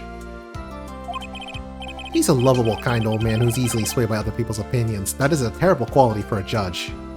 Amnesia, the worst best plot device. But in the end, he always comes up with the right verdict.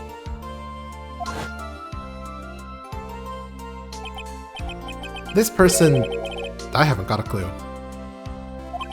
He seemed to know me, but maybe he's mistaking me for someone else? And this girl, Maya?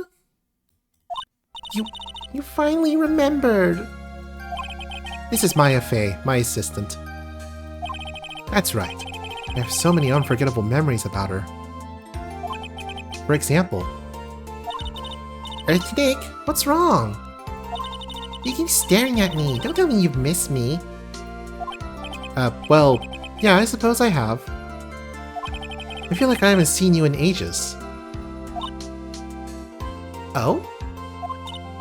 Well, I'm back now, so it's time for us to create new memories together.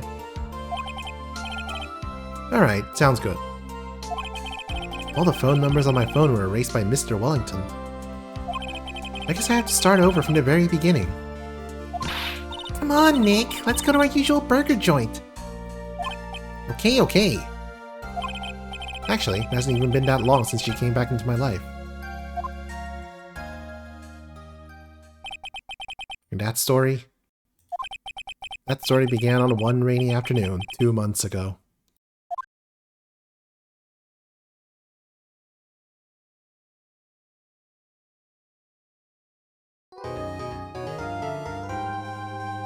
Hello, Ace Attorney's going fine. I discovered that they just changed the Phoenix's voice lines. Due to reasons.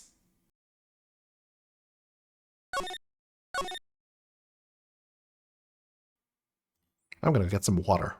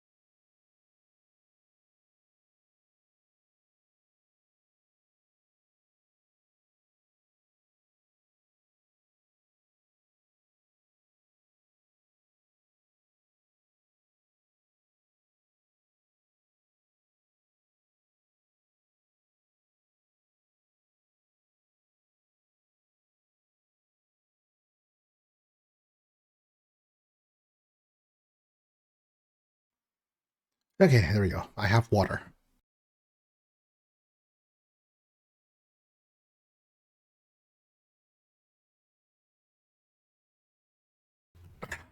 Now I can continue doing voices badly.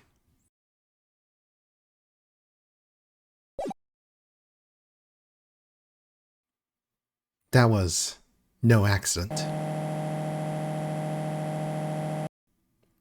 I was drugged with sleeping pills. I was murdered by that person.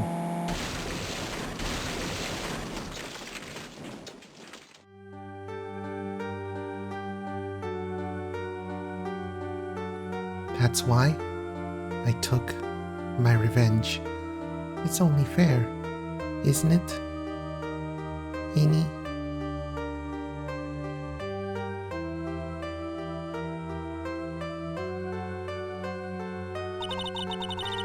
I finally get to see you again and...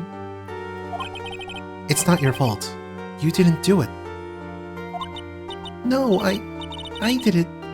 I killed that person. It wasn't you. It doesn't matter. Might as well have been me.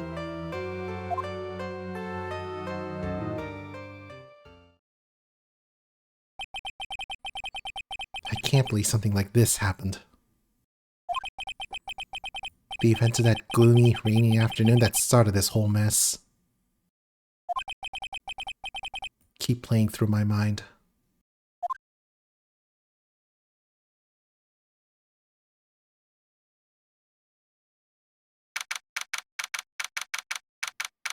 June 16, 3:34 p.m. Wright & Co. Law Offices.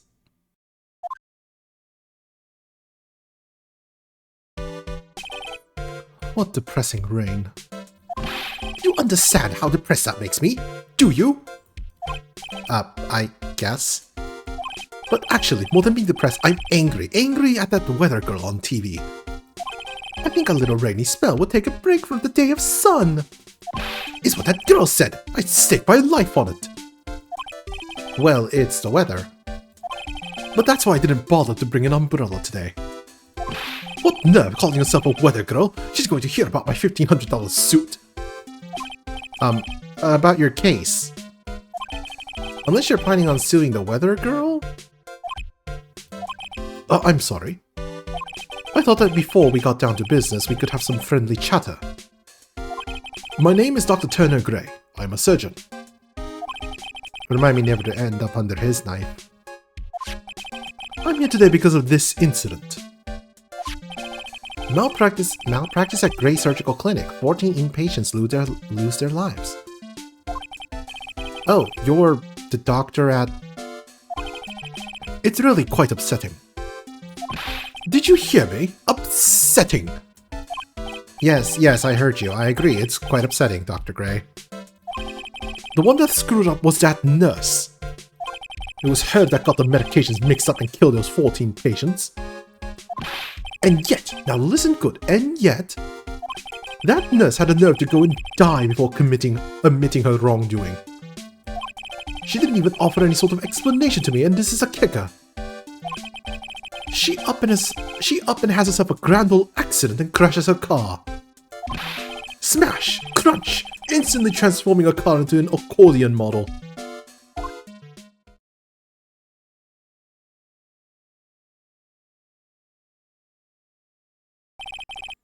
That's right. About a year ago, all the tabloid shows were talking about it. 14 victims of medical malpractice and the nurse's mysterious fatal accident. There were rumors that Dr. Gray had actually caused that crash.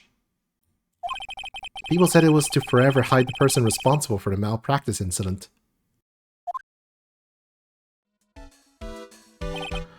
Why would I... Now, I'm just going to say this once.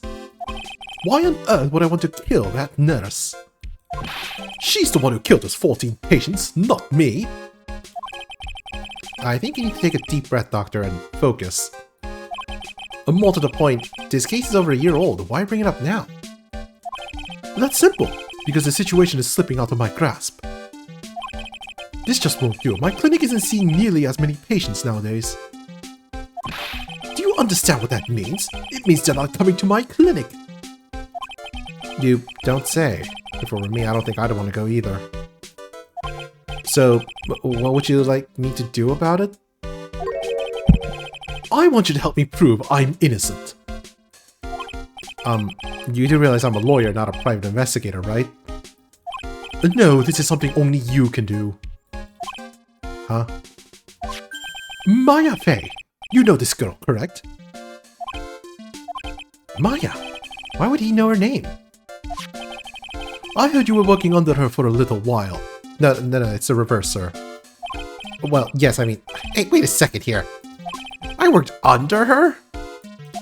Yes, am I wrong? She told me, so I'm not quite sure if... Well, we worked a few trials together. But she went back to her hometown to undergo more training. Ah, yes, I've heard. It must be lonely for you. What? Wait, I'm not... She must be an extraordinary girl to handle such rigid training. Huh? I have an acquaintance who knows a lot about these mystical sorts of things. She's the one who introduced me to Miss Fey. Is Maya really that famous? And I've already set up an appointment. For what? What else? A channeling. I'm going to have her call the spirit of that nurse that got herself killed. Uh-oh. Maya. I wonder what she's up to right now. We, the women of the Fey clan, have always been spirit mediums. It's because the power to communicate with spirits flows strongly through us. That's what she told me. I guess she's learned to accept her responsibilities and become an adult. Not counting training, this will be her first time channeling a spirit. So she gave me one condition before accepting my request. A condition? The condition is you, Mr. Wright. She said that she wouldn't do the channeling without first seeing you again. Me? And that is why I searched you out. You want to see her too, don't you? And so... that is how I ended up visiting Maya's hometown with a doctor. June 19th, 1:25 p.m. Kurain Village.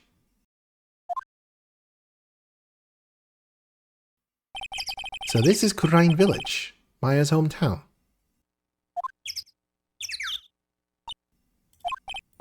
Why hello there. What an odd little girl. Hey, wait up, Pearly!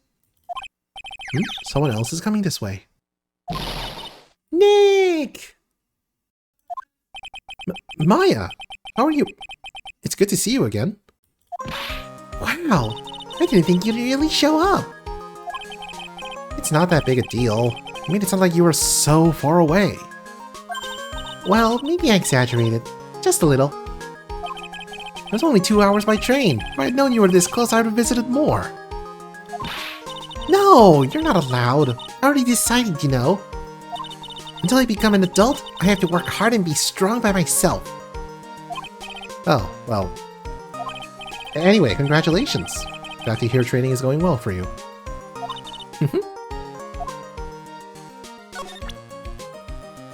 Hello, Maya. I'm a lawyer. It's good to see this tarnished badge again. What do you mean by tarnished? Well, look, this badge is like every other. It's bound to lose its color and shine after years and years. But you know, polishing it up once in a while wouldn't be a bad idea.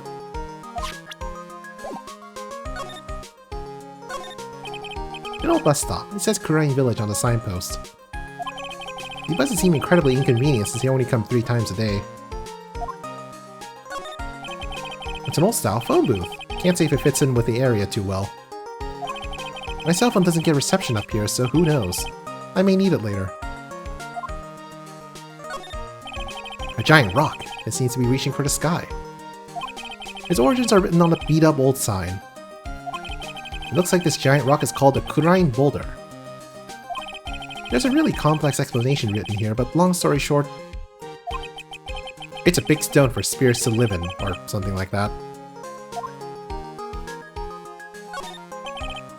The biggest, most elegant of the buildings I can see from here. This is Fey Manor, the place Maya calls home.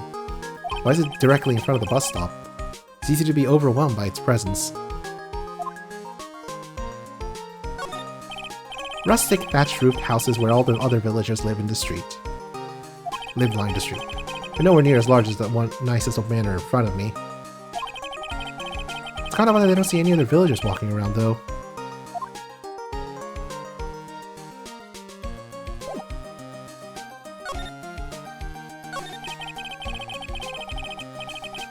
Looks like you finally become a full-fledged medium, taking on your first job.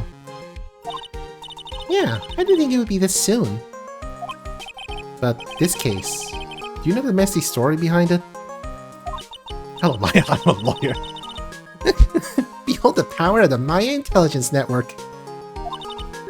Let's see, 14 people died because of the malpractice on Dr. Gray's part, right? He had to pin the blame on the nurse. He killed her in what appeared to be a car accident. Huh? So what is this Maya Intelligence Network anyway? The tabloids. That's what I thought. I'm just pulling your leg, Nick. What really happened is the exact opposite. I heard all about it from Dr. Gray. Oh, come on, Nick. I wouldn't take a crazed killer as a client. It's too scary even for me. Yeah, I guess so. So this is your hometown, huh, Maya? Yep. Grind Village, but I heard people call this place Medium Valley too. Interesting. So everyone that lives here is a spirit medium? Pretty much. Most of my ancestors were too, I think. That's probably true, since the Fey ability to communicate with the dead is so strong. Actually, only the women of this village are mediums. So what do the men do? They usually work someplace outside the village. Oh yeah, I wanted to ask you about that girl I saw earlier. Do you know her? Oh, you mean Pearly? Pearly? Oh, Faye! She's my cousin! Isn't she adorable? Just like yours truly. Cousin. Wait, that means... is she also a... Yep, she's a medium too. Pearly's a real genius when it comes to channeling. I see. Hope I didn't scare her when I tried to talk to her earlier. Nah, it's not you. My aunt drilled it into her head that... if a suspicious-looking person tries to talk to you, run away. Suspicious-looking? Well, you're not wearing training clothes for starters. Of course not. Pearly's my aunt's most valued treasure, so she's not allowed to go outside of town.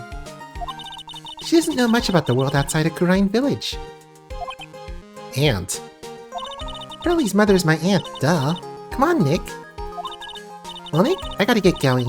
It's about time for the channeling to start. Oh, yeah. I'm doing the channeling in my house, so come on in, okay? After I'm done, we can grill some juicy burgers. Alright. Good luck, Maya. Thanks. Well, at least she's still the same perky Maya.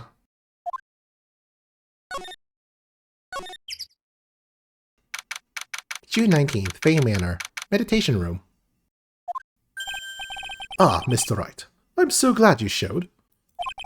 Some nice weather we're having today. Aren't you happy? No, not at all. That stupid weather girl made the wrong call again. It will rain cats and dogs today, she said with a straight face. I can't believe they allow such misguided reports on the public airwaves. Looks like talking about the weather with this guy is just asking for punishment. But anyway, this is a splendid manor. No argument there. It's hard to believe that this is Maya's house, though.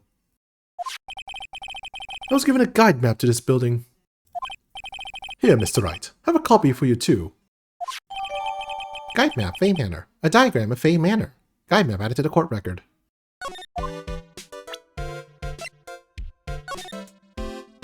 Yep, that sure is a map.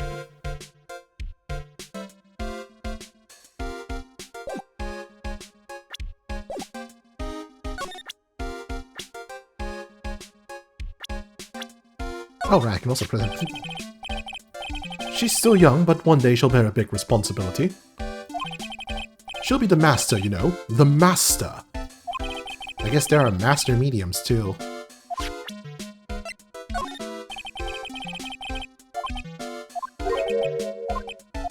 That's you, buddy.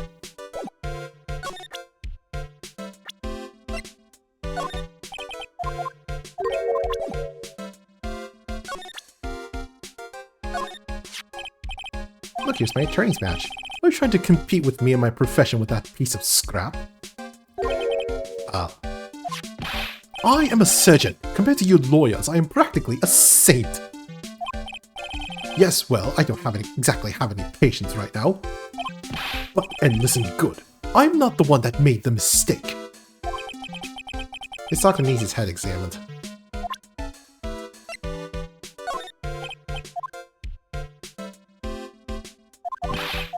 Oops, I accidentally skipped over that. Wow, this man is really nice, don't you think? Do you honestly think this place is all that impressive? Don't make me laugh. Huh? This is a countryside. Land here is dirt cheap. I will have something much greater one day. I will build my own grand mansion. Did you hear me? A grand mansion! This manor will seem like nothing. Could you keep that shaking fist away from my face? Thanks.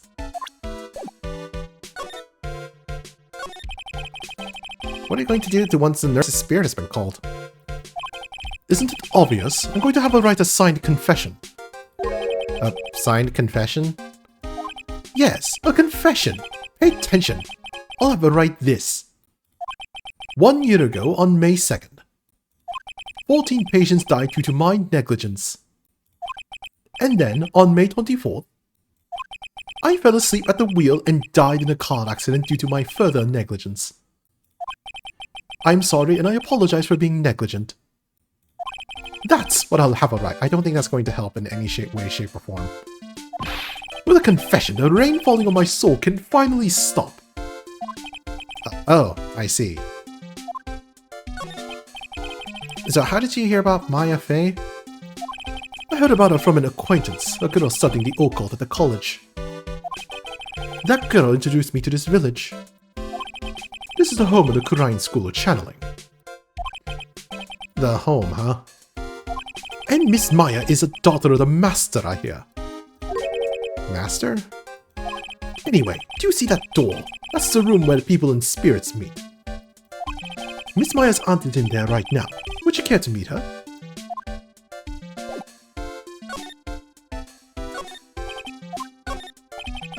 This door leads out to the winding way. The weather outside looks really nice. A piece of cloth with a ton of finely written characters jammed into it. Probably esoteric knowledge that only mediums would know.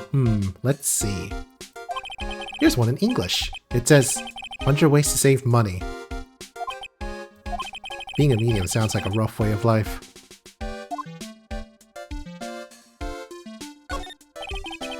Someone with a lot of skill wrote these 4 Chinese characters with a brush. Oh look, here's a translation. Once in a lifetime. His message is people should value their ghostly meetings as once in a lifetime chances. The door that leads to the channeling chamber, the place where spirits and people meet. The iron in the door was tempered, making it very solid. It looks like there is a strong lock on this door to top it off.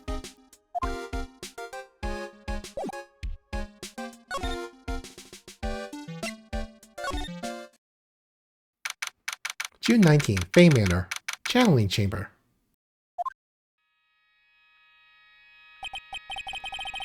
Wow, such a strange atmosphere in here. These flickering lights. I guess they're candles. Good sir, who might you be? My name is Phoenix Wright. Oh, you must be that good sir. Good sir? Is she talking about me? You are a lawyer, are you not, good sir? I've heard much about you from Mystic Maya. Is that so? Mystic Maya. I am Mystic Maya's aunt, Morgan Fay. Nice to meet you. I had wanted to speak with you about a certain incident, good sir. It would seem that perhaps you asked too much of Mystic Maya in performing your duties. Most unbecoming, I'm afraid. Huh? Don't tell me you have already forgotten. That was it not for Mystic Maya and her assistants, you surely would not have won. First a girl that runs away, and now an old lady who says I stink at doing my job. When did I become the poster boy for how not to make a first impression? The past is the past, though. Let us speak of the present now. Ah, thank you?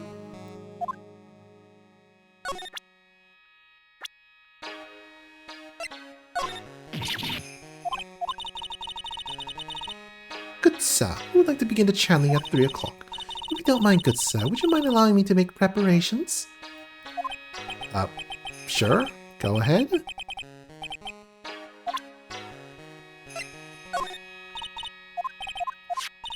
sir, when did you take a hidden picture of Mystic Maya? What? It's not like that at all. It's part of my court records. It is unforgivable.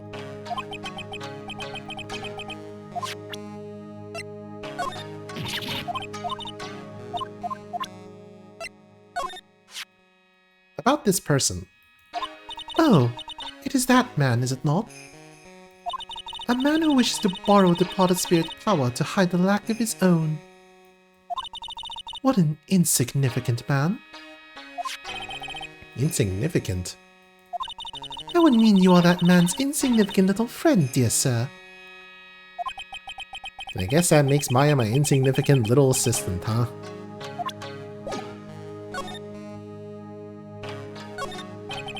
There's some empty space behind the folding screen.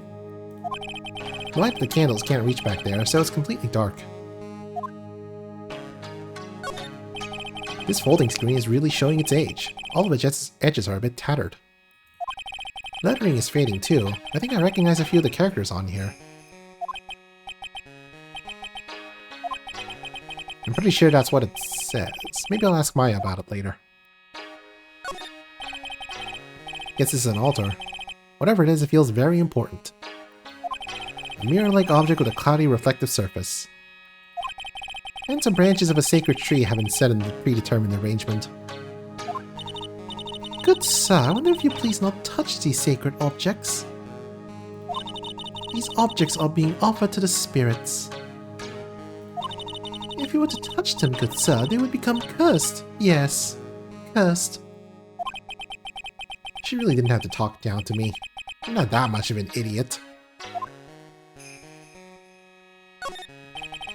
This is where the medium sits, I assume. There are 4 panels of this flooring. The straw on the flooring feels a little damp, probably from the humidity in the air.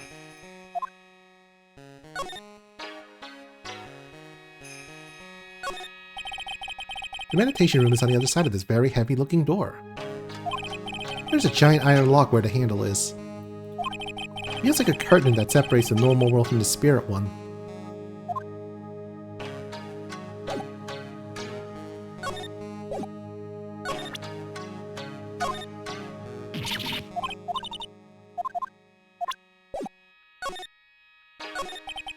So why do you add Mystic to Maya's name? Isn't that a little strange? Good sir. Yes! How dare you be so rude and disrespectful towards Mystic Maya? I'm sorry. She must be addressed by her proper title, good sir. You must call her Mystic Maya. So about Mystic Maya, It is the blood. Excuse me? Blood? Mystic Maya carries the blood of the Master. In actuality, she is the only one remaining. Only one remaining? What's that supposed to mean? Mystic Maya is the last of the rightful heirs of the Wright channeling technique. Okay, then where do you stand? That's a little more complicated. Although a woman of the Fae clan, I am merely a member of the Branch family. branch family? What's that? It is as it sounds. For a member of the branch family, no matter her spiritual power, she can never become the master of the Kurain school. So, how strong are you? It is shame, however, I will admit.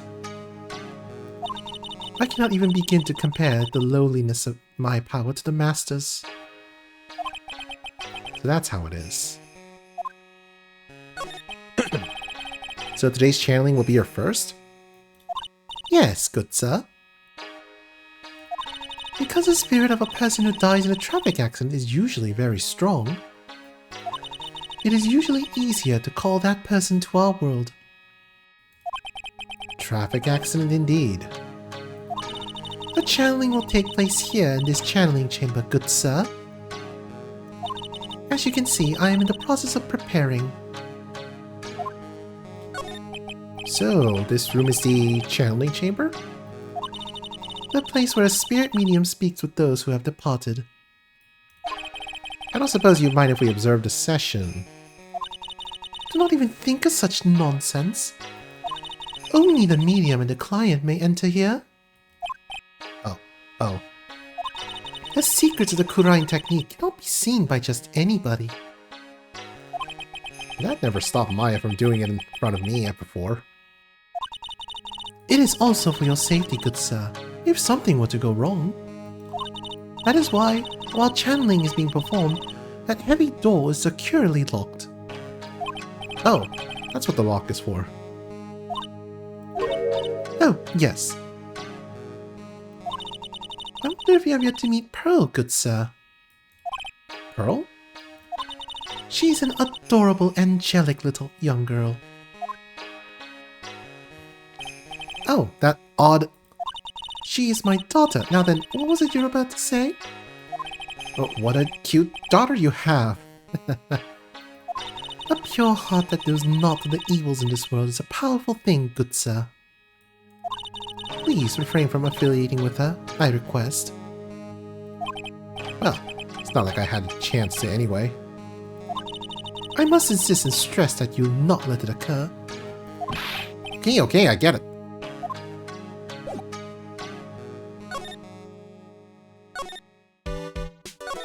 What's in the winding way? June 19th, Fey Manor. Winding Way. Wow, this garden is really breathtaking. Someone put a lot of love into it. What is that over there? Is that an incinerator? Looks a little out of place in a garden like this. It's a small incinerator. I don't think the garbage truck's coming all the way out here to tiny villages like this. So every family has to burn their own trash.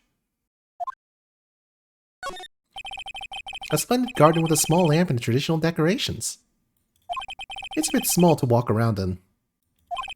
Although, that incinerator piques my curiosity. It looks like there's a room over there too. A peaceful feeling is emanating from it. It's a really old urn. The ashes of a person long dead are inside.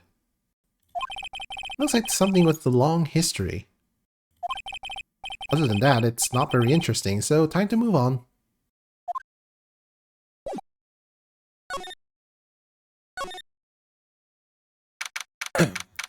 June 19th, Fey Manor. Side room.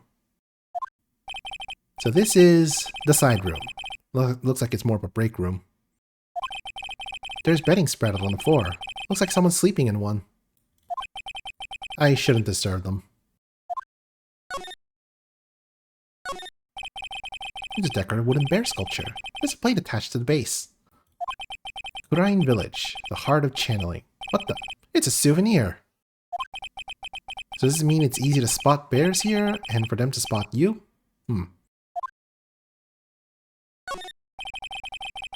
There's bedding spread on the floor.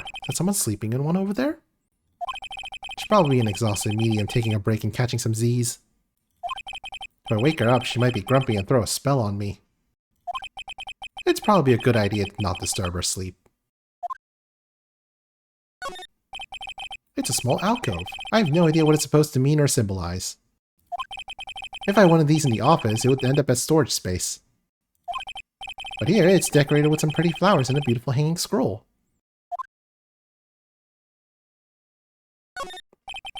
This is the first time I've seen a sliding door like this in person. From here, I can see the winding way in the little garden, the courtyard.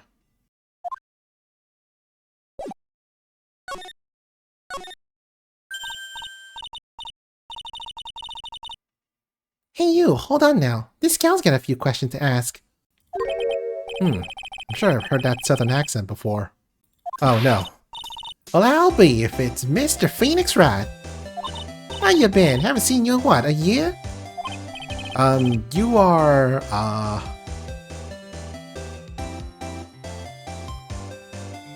lot of hair. Lot of hair, was it? Lot of who? Wait, you better stop making fun of my hair now. No, I wasn't making fun. I was, complimenting you on your fine hair.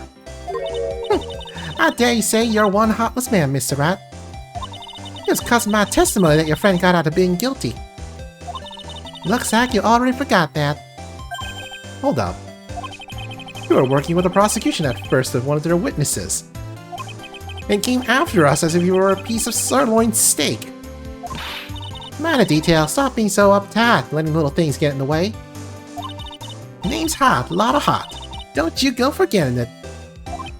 Oh yeah, that's it. Now listen here, I'm here to take some pictures today. Gotta get myself a real scoop. Ah, so I guess you're still at it, being a photographer, I mean. You betcha. The hardest working one out there, I reckon. Didn't I say I was gonna make a name for myself as a famous paranormal photographer? Oh, that's right. This ain't no time to be wasting time. The channel's about to get started. Is it that time already? We all should hurry up and go to the meditation room. What are you waiting around for? Come on. Lot of heart, huh? I've been judging her harshly because of that case. But I guess looking back, we had some good times too.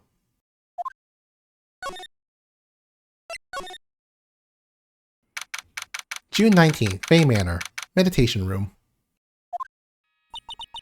We will now begin the channeling. Mystic Maya and honored guest, please proceed into the channeling chamber. With this, I can finally swallow those pesky flies once and for all. You hear me? They won't be able to say a single bad thing about me after this. You would love to hear them apologize, wouldn't you? Wouldn't you, Mr. Wright? Me? Yeah, I sure would. Mystic Maya, do you have the channeling chamber key? Yep, right here. That is most satisfactory. That key is one of a kind, so please take care of it well. You'll be fine, Aunt Morgan. I won't lose it, trust me. Okay, Dr. Gray, let's get started. Finally! Let's go!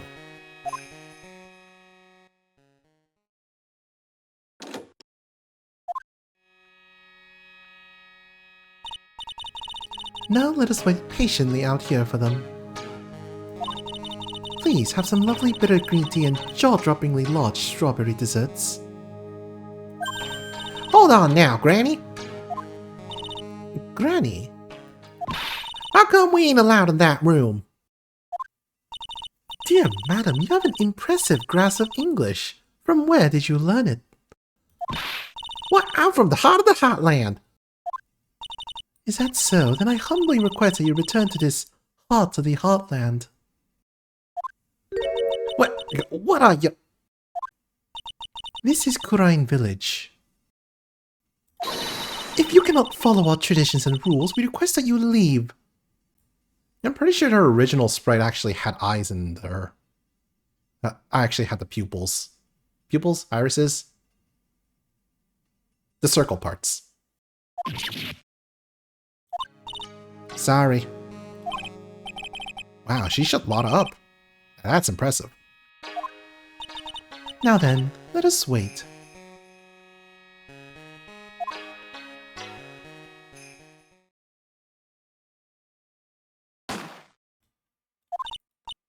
Hang on, what was that just now?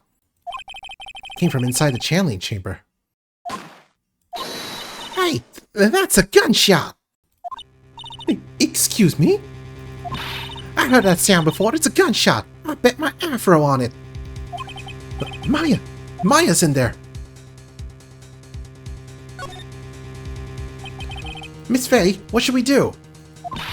Yellow belly chicken liver? What are you waiting for? Take it down already. But the key. That key is one of a kind. In this world, there is only that one. Even I am powerless to open that door. There's really no other way. Alright. Stand aside, I'm gonna break the door down. Wait, please. That sort of recklessness. Yeah, now that's what I call being a man. Slam. Slam.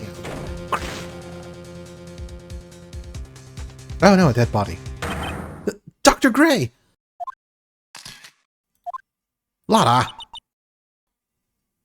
I was murdered. Maya? That man murdered me. So I killed him. What? Lotta, at a time like this? Times like these are perfect for snapping up shots. But anyway, what's going on here? This gal, she... Maya? Step away from there. Please leave this area to me. Go quickly and inform the police. But... Hurry! Before there are more victims here. Hey, let's go, city boy. Lead these to the granny. June 19, Kurain Village. My cell phone doesn't get reception way out here. So I ended up using the phone booth to call the police.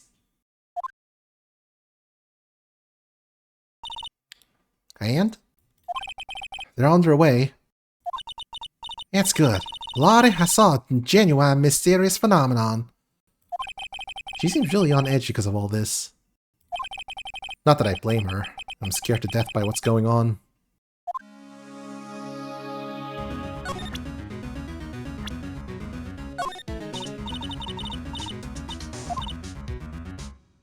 They'll be here soon, right? Reckon you'll be getting back to the crime scene now. Hey, mister. That gal, Maya. She wasn't the one that pulled the trigger, was she? Oh, yeah. Lotta doesn't know that when Maya is channeling, her whole physical appearance changes. And again, weren't there only two of them in there? I reckon she must have done it then. Lotta, what do you know about Dr. Gray? Not much, but I did some digging. That's one gent with a bad reputation. Really? He's good at surgery and stuff, but his personality stinks like a wet sheep. Sort of got the same impression myself. He's real controlling. As soon as his nurses or patients don't do what he says, he starts a hollering. Must have been real rough to work for him.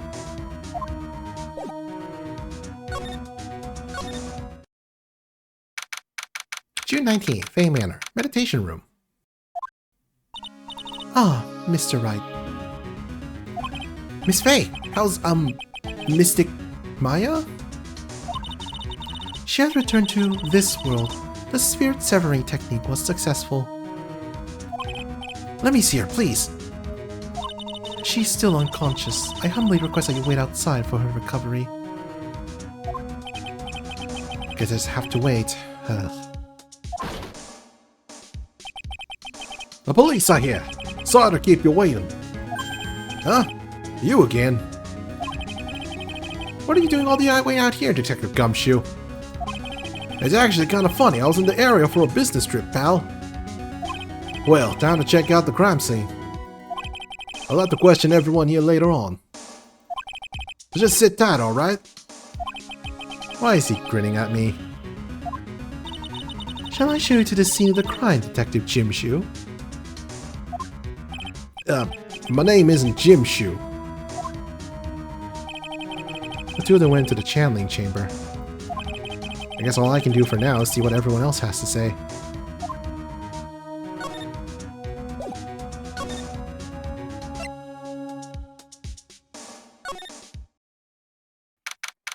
June 19th, Fay Manor, channeling chamber. Police are busily running here and there. And I don't see Maya anywhere. Hey you! Don't touch anything! Look, I really need to ask you some questions. Yeah, don't look at me like I'm some sort of uncaring jerk. Tell you what, pal, I'll let you ask me a few questions, alright? About Maya. I hate to break this to you, pal, but with the way things look now, that girl's the only one who could have done it. Yeah, only Maya and the victim were inside this room, after all. But Maya is... You can ask more about it later, pal. Right now, I got a job to do, and that's collecting evidence. Detective Gumshoe looks like a real professional. And yet, something about his expression still looks the same. So, Dr. Gray was shot with a gun, huh? He was shot in the forehead. But he was also stabbed in the chest with a knife. A knife? Basically, the Vic was first stabbed, then he was shot.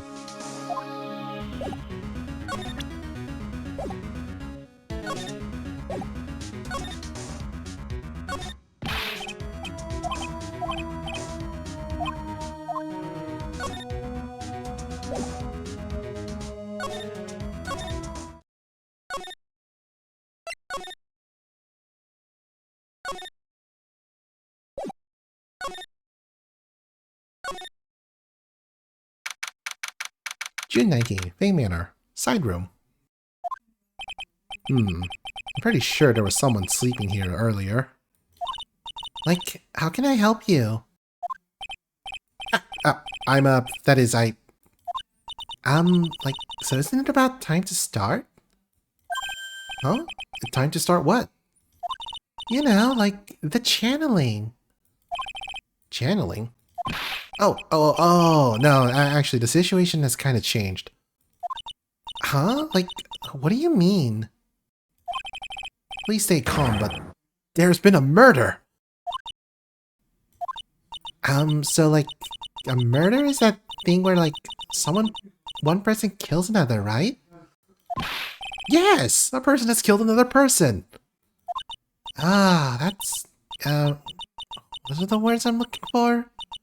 It's like totally a bummer. Yeah, after all that effort, that's all she had to say. Oh, I'm sorry, I forgot to, like, introduce myself. My name is Eenie Meenie.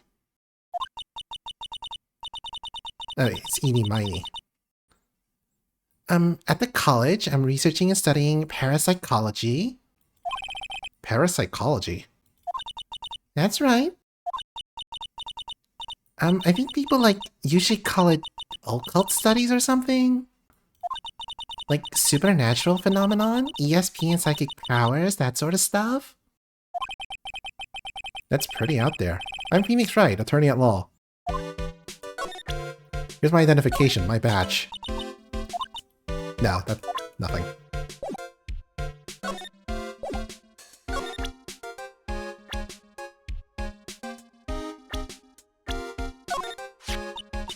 Oh hey, that's like Maya Fey, right?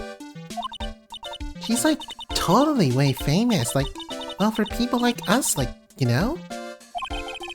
Way famous? Maya? I mean, like, she's like the daughter of the master, right? Well, at least she remembers some things. Tell me more about yourself. This face, like, I think I've seen it somewhere before. What? You're joking, right? Like, of course I am, silly. Oh, thank goodness.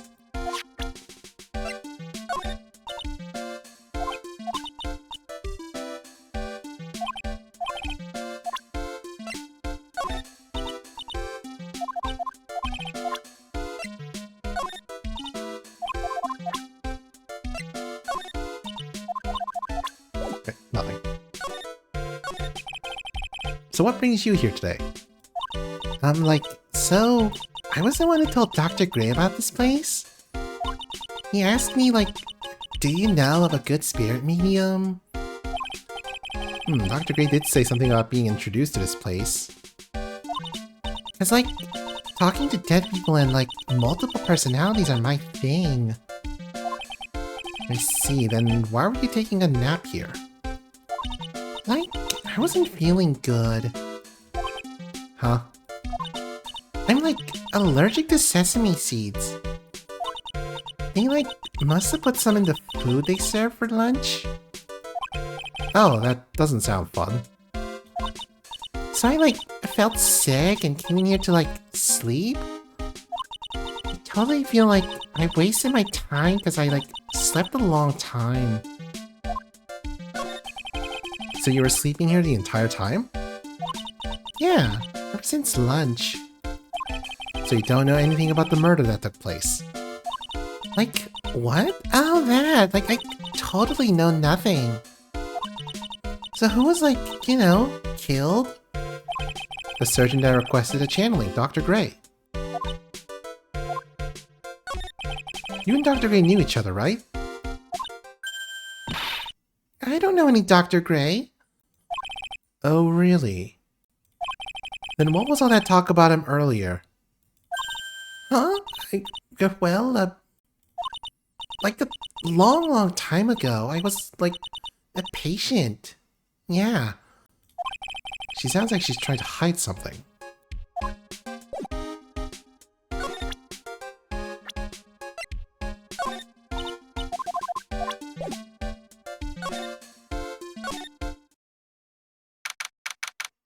June 19th, Fay Manor, Winding Way. There's no one here, as usual. Aha!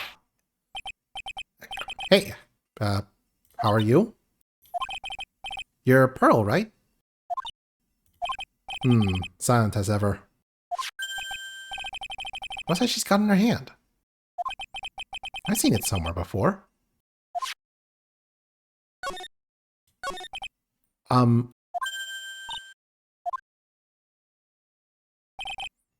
What is it? Is it my hair? Is it too spiky? Not spiky enough?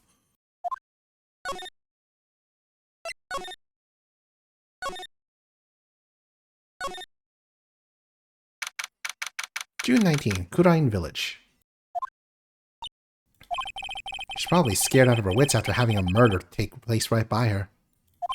Lotta? God, don't let it be me next. Eek, don't scare me like that. What do you mean? You're the one scared of me.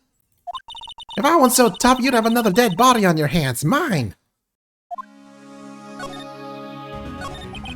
Did you see or notice anything that stuck out at you? Nah, well, maybe one thing. What is it? Turns out my poor stomach's not good at handling this kind of thing. Ah, what? Ghosts and ghosts and stuff coming back to get you, that's just too much, I say. What is too much? Being an old-call photographer. That's some scary stuff. I think I'm gonna try being a celebrity for a photographer now. Going after photos more with within your reach from now on. More glamour, less gore. What's up? Oh yeah! What is it? I took some hot pictures earlier. Huh?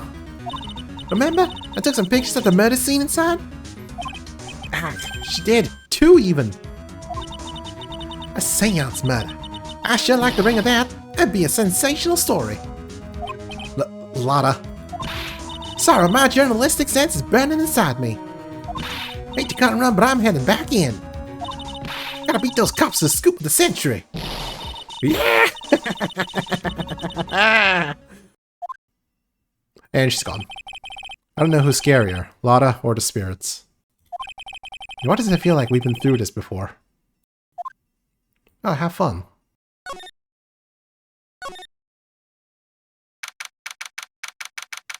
June 19th, Fay Manor, Meditation Room. Oh, dear madam. You have such impeccable timing. What's all the buzz? Alright everyone, listen up. You too, pal. I'm gonna give you all a brief update.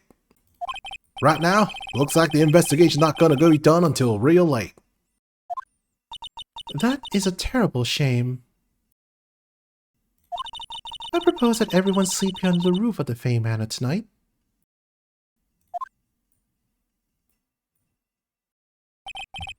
What a mess. I can't believe how crazy this day turned out. Maya was arrested and taken away by the police. And I don't see myself getting any sleep tonight.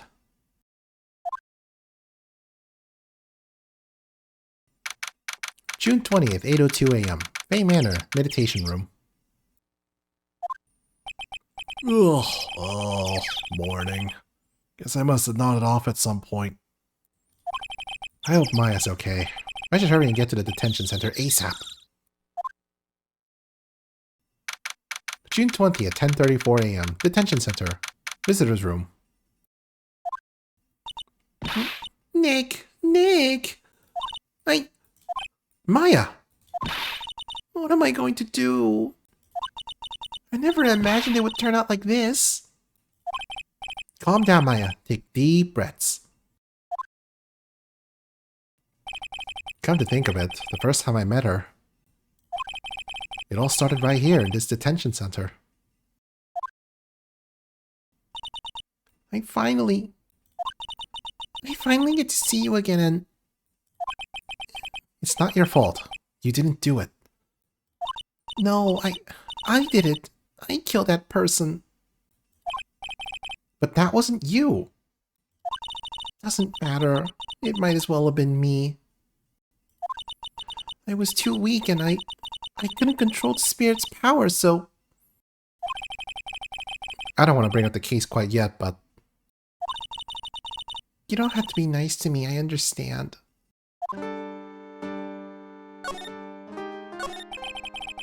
So you're the master or something of the Wright School of Channeling? Actually, my mother is for now. But since the title is passed down from mother to daughter, I guess I will be someday. But many people think that channeling isn't real, that it's all just an act. You believe in us, don't you? Well, yeah, because I've seen it with my own eyes. When Maya's channeling a spirit, not only her voice, but her full physical appearance changes. It's a supernatural phenomenon that occurs every time.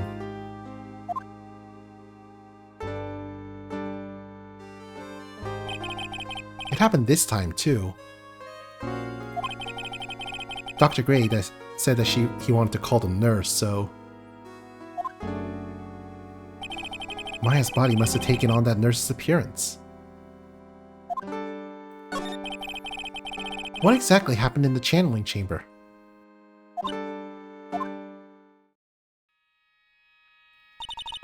I went into that room with Dr. Gray, locked the door, and sat down across from him.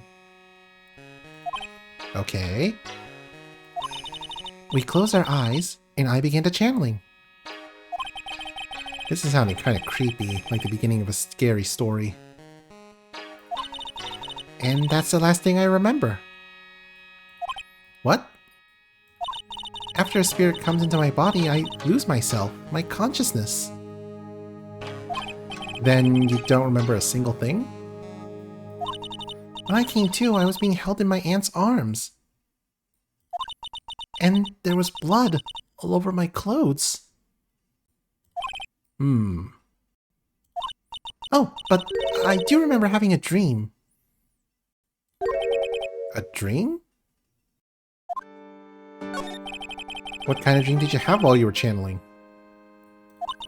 I can't remember it all that well, but I was dead and buried in the ground. I couldn't move, and it was unbearable. Really suffocating. It went something like that. Ah, I see. I have no idea what to say to that. There was a really familiar smell, too. Under the ground? Yeah, I can't quite place it, but I know I smelled that same scent before. I guess this is about all the information I'm going to get gather for today. I'll be back later, Maya. In the meantime, please make sure you're prepared, okay? Huh? It? What is it? The document requesting me to be your attorney, of course. But... what's wrong? Are you sure? I mean, I'm guilty. I'm a murderer. No one's decided that yet. But I did. I killed that person with these 2 hands. That's enough, Maya. It's helpless. If you defend me, you'll lose, I'm sure. Stop it! Help me. Nick, help me. I'm scared. Don't worry. I will. When is the trial? It sounds like tomorrow. As usual, 0 prep time. Alright, I'm going now. Wait. This jewel. This is called a Magatama. It's a magical charm and it's always protected me. Give this to Pearly and I'm sure she'll lend you her spiritual powers. Maya's Magatama. Slightly translucent. It's small, but it has a deep, profound aura about it.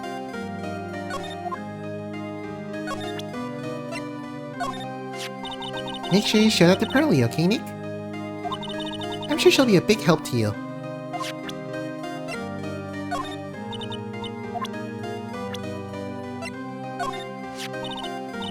Pearly, she definitely has more than me. Huh? What are you talking about? Who I think the next master should be. I mean, she's got more spiritual power than me. And she always works really hard at her training. Talk about bringing the mood down even further. I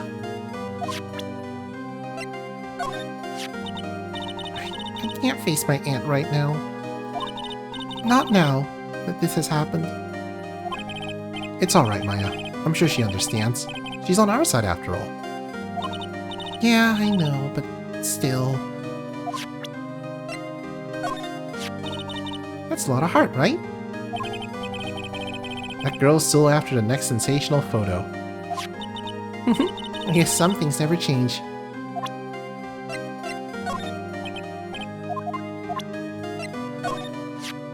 I felt terrible during the questioning session. I mean, Gumshoe kept looking at me with these really sad eyes.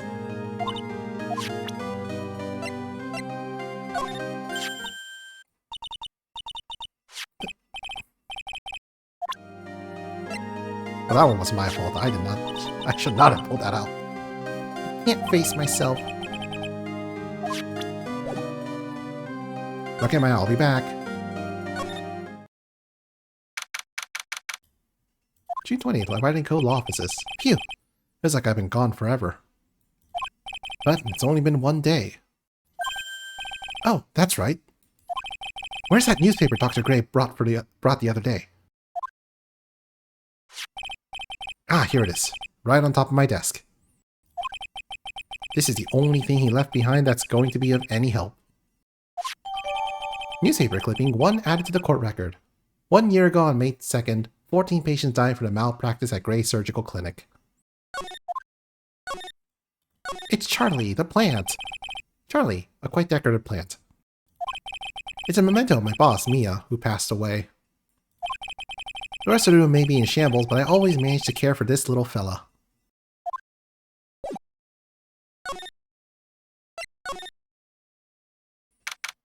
June 20th, Kurain Village. I had to save Maya no matter what. It's her life on the line.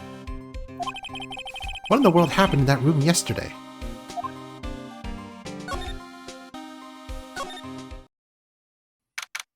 June 20th, Fay Manor, Meditation Room. The meditation room nurtures all mediums young and old. Even mediums in training, I'd wager, but it's pretty deserted today. Probably because of the murder yesterday.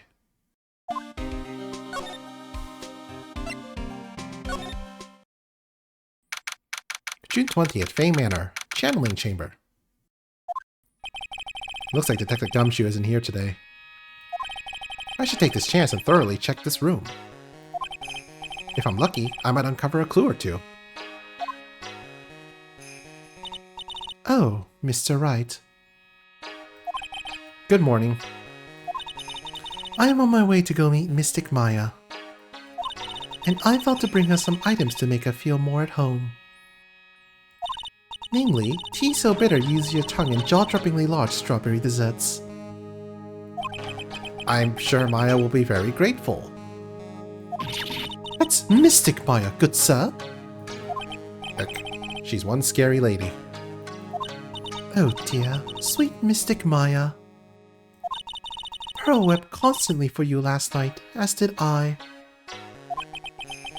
I know it's important for me to search the site, but I should ask her some questions too, while I have the chance.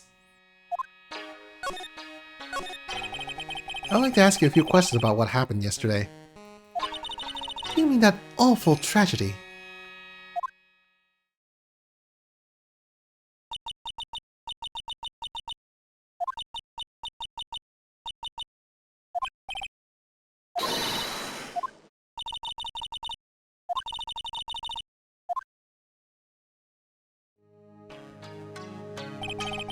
What happened here in this room after I left? Well, first I struck Mystic Maya on the head. To make her go unconscious, correct? That is correct. Next, I performed the spirit severing technique. Spirit severing technique. The spirit of that nurse was inside Mystic Maya's body. I used the technique to send the nurse's spirit back to the other world. I wonder if this kind of testimony is even admissible in a court of law. By the way, what is this room exactly? The channeling chamber? This room was created for the sole purpose of preventing such a tragedy as yesterday. What do you mean? Sometimes, when an inexperienced medium calls an especially strong spirit, that spirit may become violent and revolt, as you witnessed yesterday. Revolt? But how? When a spirit enters a medium's body, she loses her will and her self steps aside. To put it another way, the spirit is borrowing the medium's body, good sir. But isn't that extremely dangerous? An experienced medium has little problem controlling the spirit. But Maya, Mystic Maya, that was her first channeling. And that was why I insisted on locking the door. However, I never thought that it would be calling danger upon the client himself. I am grateful that one of our heirlooms was not damaged in this horrible accident. And that would be the folding screen there. It is a Qur'an sacred writings. Along with the Qur'an sacred urn, they are this village's most treasured possessions. If I ever found out that something had happened to either one... Oh, the humanity. Odd for her to be worrying about the folding screen at a time like this. Guess this isn't just some dilapidated old screen after all. So, how is Pearl today? Mr. Wright? Yes? In this world, Pearl is my most treasured possession. When compared to even Mystic Maya, Pearl has a spiritual power to become a master. But that's very impressive. Until now, the women of the Branch family have thought themselves to be inferior. But Pearl is different. Her spiritual strength is so great, it's even greater than some of the main family.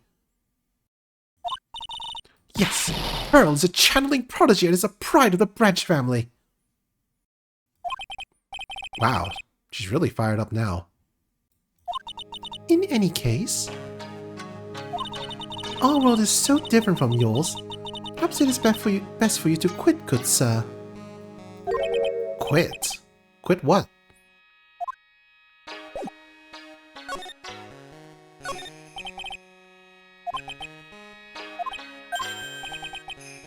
this is... It's a hole! Could this have been made by a bullet? Holy screen. About 8 inches off the ground is a small hole that looks like a bullet hole. Well then, I do believe it is time for me to take my leave. Alright, please tell Maya I said hi. What was that? I mean, Mystic Maya.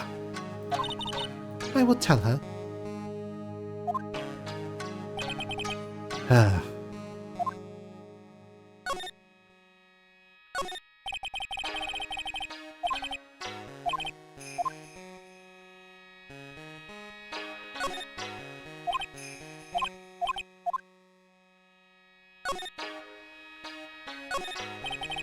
This is where the medium says, I presume. No matter what I do, my keeps getting drawn to the pool and the blood in the center there.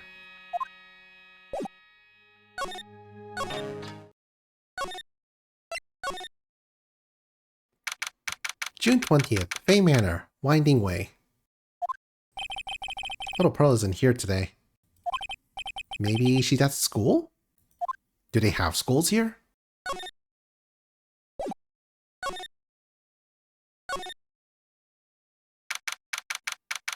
Fay Manor, side room. Oh hey, like, you're that guy from yesterday, the, dentist guy? No, I'm a lawyer. That's right, Mr. Smith Esquire? That's right. Wait, I mean, you're wrong. My name is Wright. Smith, Wright, well, get like 3 letters at least. I don't think she gets the point. Anyway, why are you here? So like, I studied this thing called parapsychology at this college and... you told me about that yesterday. That's semiology too. What I'd really like to know is why you're still here today. Oh, so like, that's what you meant. Like, you should have been more like, clear about it. Sorry, my bad? No, it's okay. Like, it's really... That's it? Oh, why'd you stop mid-sentence? Did I? So like, what was I talking about again? If Lotta ever wanted another genuine mysterious phenomenon, it's right here. Oh hey, box. Now where did this box come from? I'm sure this wasn't here last night. Looks like a box for storing clothes, but it's pretty big for just clothes. Mostly empty, but a few folded pieces of channeling costumes sit at the bottom.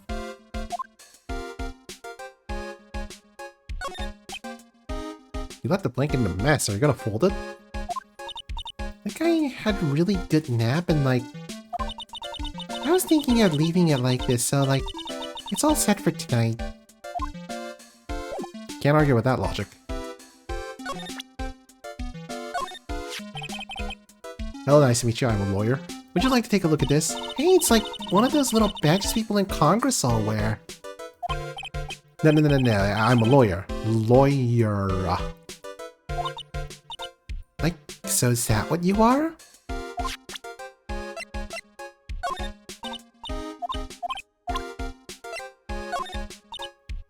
Ah, it's a Nagatama. I shouldn't have. It's so totally not for you. Hey, like, it's not nice to freak me out like that. That should be my line. So, why are you still here today? Like, there's so much for me to, like, study here. Like what? Like, the medium's training, or like, how they inherit their spiritual power. I suppose. This feels just a real thing after all. So, like, I asked if I could stay here for, like, a little longer? She sure seems like the carefree type, at least, on the surface. Have you heard about the murder? It's, like, totally scary. She says with a silly smile plastered on her face. So, do you know anything about it that might help? Somehow, I don't think she has a grip on reality, let alone what's going on here. About the victim, Dr. Gray. I don't know who you're talking about. Like, wait, I think you asked about him like yesterday too? That's right. Her reaction yesterday when I asked was...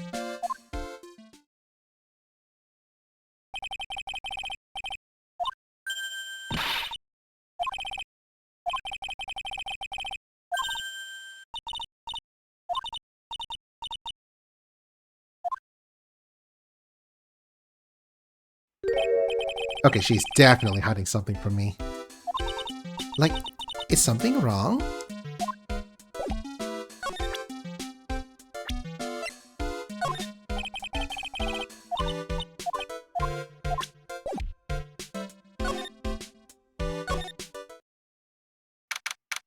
June 20th, Bay Manor, Winding Way.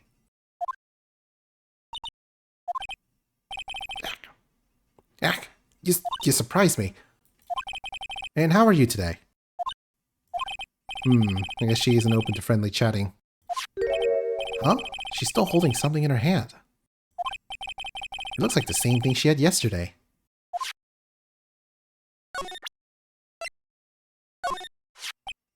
Oh yeah, Maya said to give this to you.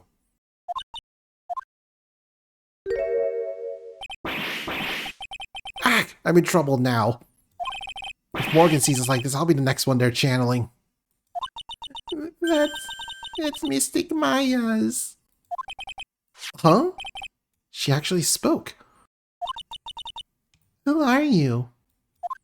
I'm Phoenix Wright. I work with Maya. You work with Mystic Maya? You... You're Mr. Nick, right? Excuse me? I bet I know who she picked Nick up from. I know who you are. You're Mystic Maya's special someone. Oh no.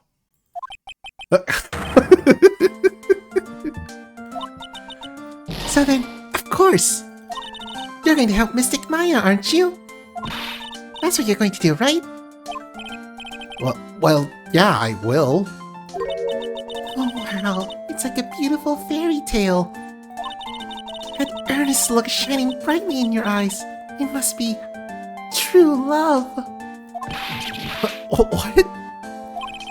Why am I being boiled into a bright red lobster by this little kid? I'm so jealous of Mystic Maya. What a wonderful relationship. Wait, I mean, things aren't like... I can tell you're a good person. Alright, Mr. Nick. I may be small, but I'm going to help you in any way I can. So this is... That's Mystic Maya's Magatama. It's one of the most important heirlooms of Kurine Village. Please make sure to take good care of it. Yeah, I will. Is it really okay for me to have such a priceless object?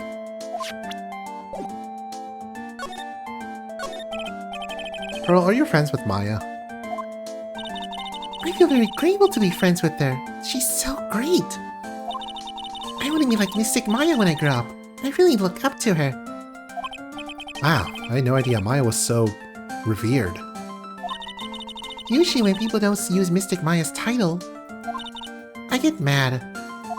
Oh, sorry. But if it's you, Mr. Nick, then it's okay. Because you're special to her. Where in the world did she get an idea like that? By the way, This may be rude, but which channeling school are you from? which channeling school? Yes, for example, I studied the Kurine technique. Ah, I get it. No. I'm a lawyer. Lawyer? Yep. Is that related to spirit mediums in any way? None that I know of. Wait, are you telling me you don't know what a lawyer is? I'm sorry, but I have no idea. Why did they say Pearl doesn't know much about the outside world?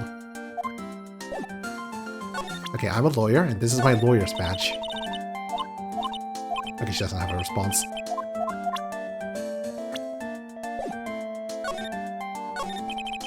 So what's that you got in your... So what's that you got there, Pearl? Oh, this? I found it yesterday. If you want it, I can give it to you. Alright, well, if you really want to give it to me. You're like a child at a toy store, Mr. Nick. She not only speaks in a refined manner, but laughs in one too. Black key, an old steel key, a green jewel set in the center of the key's grip. Mr. Nick? Yes, Pearls? Can I call you? I can call you that, right? You're too cute to just call you Pearl. Sure, Mr. Nick. Are you sure it's okay for me to have this Magatama? Yeah, it's okay. I was told to give it to you. But I can't accept something like this. All I really should do is charge this Magatama with spiritual energy. Spiritual energy?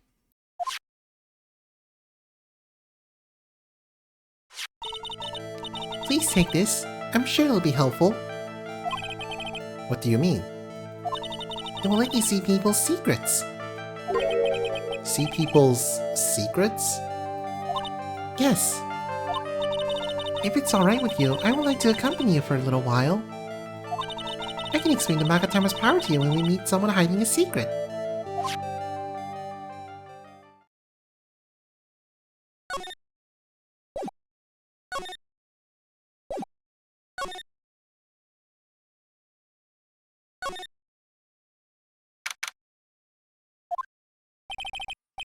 Hello again, we seem to be seeing a lot of each other today.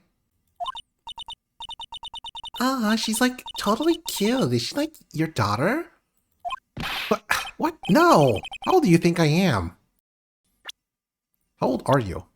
You don't have a profile. I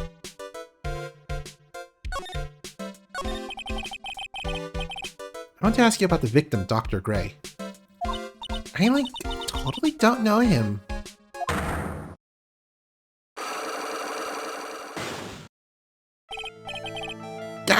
What is that? You can see it, can't you, Mr. Nick? You can see the lock on that person's heart. What? This is the power of the Magatama. Only you can see these psych-locks, Mr. Nick. Psych-locks, huh? The more someone wants to hide their secret, the more locks you will see. If it's only one, I think you can easily unlock it. Unlock? But how? Please use Mystic Maya's Magatama on this person. And let's remove the lock. I have no idea what she's talking about, but guess I'll give it a try. You must be careful though, Mr. Nick. If you make a mistake, it will hurt you. If you don't think you have the proof you need, you must have the courage to stop. Well, I gotta start somewhere. Let's give this Psych-Lock thing a try. Ah yes, a power that every lawyer has. Psychic lie detection.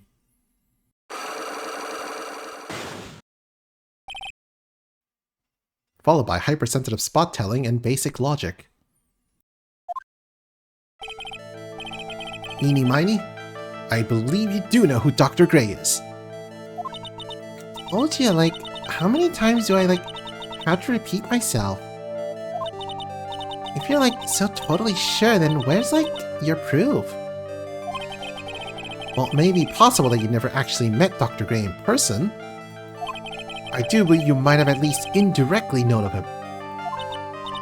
Like, what do you mean, like, indirectly? I try to show that the possibility existed for now. So something that shows a possible connection between Amy and Dr. Gray. Take that!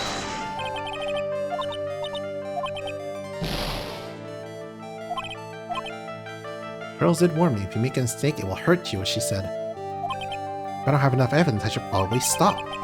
I should take another look at the court record and think through one more time.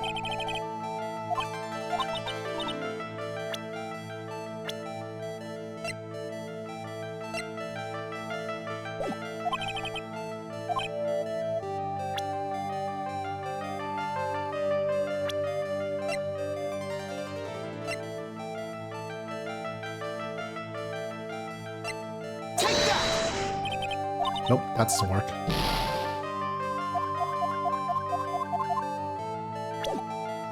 I'm gonna come back.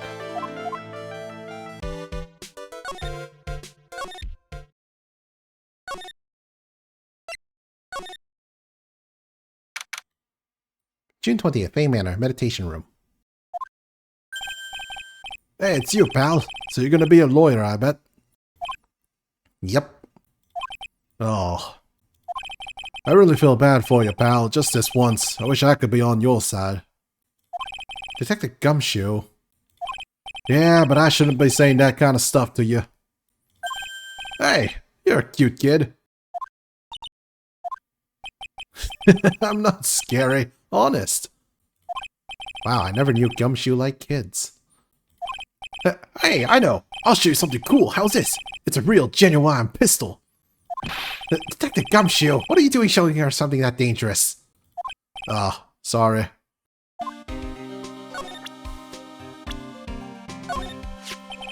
Sorry things have had to turn out this way, pal. It's too early to give up. No one's proven her guilty of anything, yet. Look, even if there were a zillion of you, pal, this is a case you... Now why is he sighing?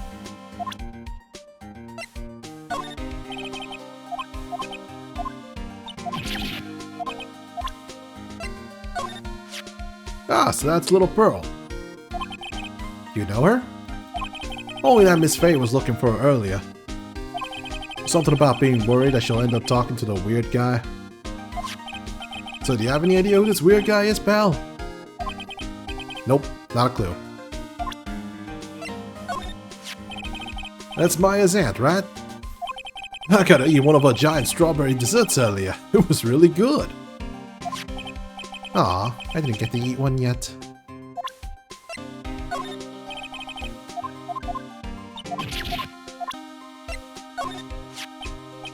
Holy, well, it looks scary in this picture. I guess if I want people to stop thinking cops are scary, I'll have to change myself. Gotta smile. Gotta smile. There's that classic Gumshoe goofy smile again.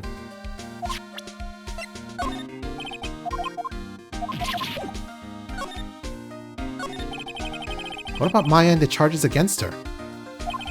I don't think you can win, pal. If you're talking about proof, we got a few pieces. You got proof? Yeah, pal. That puffy-haired photographer is gonna testify tomorrow. Must be talking about Lotta. Actually, speaking of Lotta, I took some hot pictures earlier. Huh? Lotta's hot pictures. I wonder what her camera captured. Besides, you must have realized it by now, pal. There's no way anyone other than Maya Fay could have done it. What am I supposed to say to Pearls now? About Dr. Gray. The victim wasn't super famous, but people still knew who he was. His face was all over those tabloid shows last year. Yeah, I know. I was looking through some newspapers from last year and... Huh?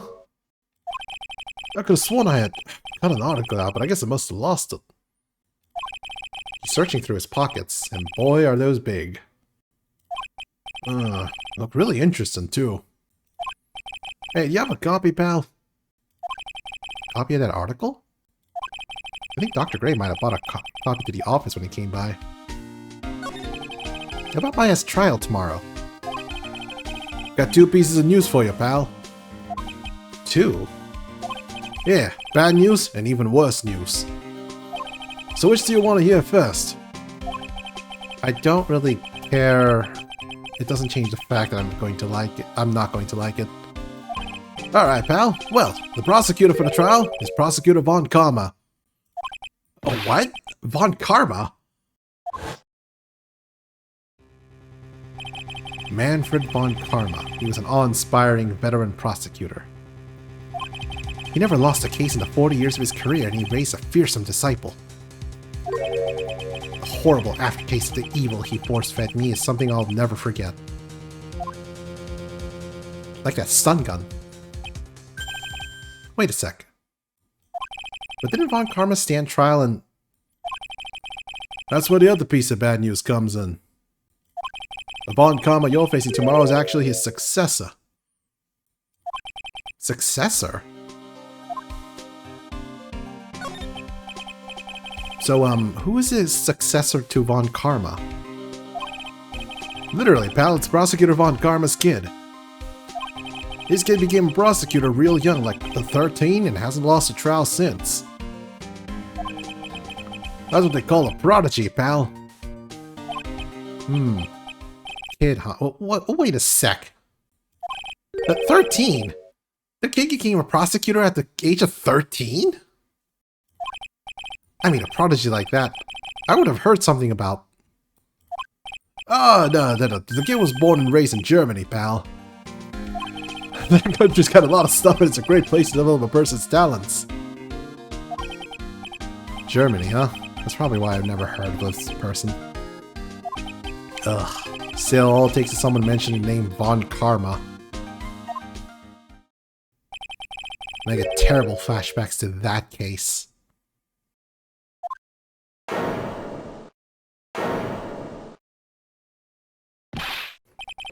Stop! Get a grip on yourself, Phoenix! None of that matters anymore. Not that he's gone. Anyway, I think I have the newspaper clipping. But also here's my badge. Here, look, it's my attorney's badge. Good one, pal. You're always good for a laugh with your little badge. But a real man has a police badge. Mr. Nick? What is it, Pearls? I was wondering if I could see it too. Ah, no, it's okay. It's not that important anyway. Dr. Gray brought this over to my office the other day, and... Hey! It's that news story! The one about the malpractice suit! 14 patients died and it caused a huge stink.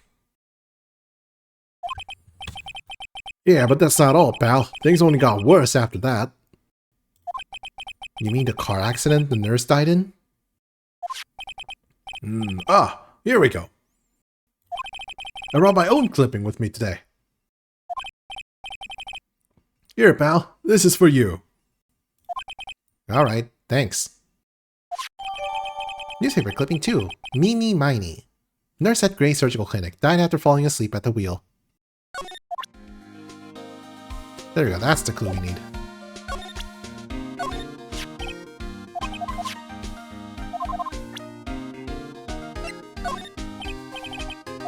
Oh, I better shut my mouth. Not gonna give you any information about evidence, pal. Oh.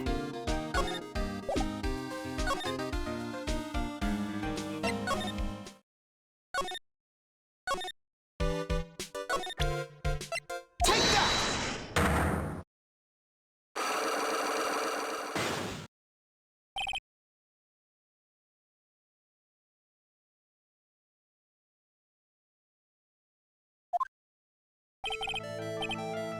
Eeny Miny, I believe you do know who Dr. Gray is.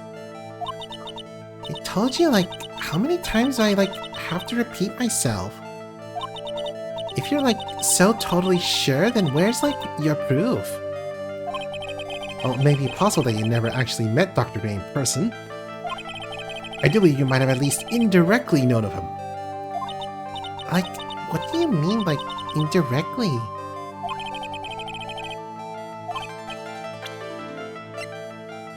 Newspaper clipping 2. Take that! Take a look at this newspaper clipping. What is it? A story about an accident? Please read the victim's name. Mimi Miney. Miney is a pretty rare last name, wouldn't you say? Miss Mimi Miney wouldn't happen to be a relative of yours, would she? So you notice, she was my older sister. I'm sorry about your loss. Your sister, was she a nurse? Perhaps at Dr. Gray's surgical clinic? Gray Surgical Clinic. I don't think I need to tell you that the clinic was run by the victim, Dr. Turner Gray. Which is how you knew of Dr. Gray. You knew him through your sister.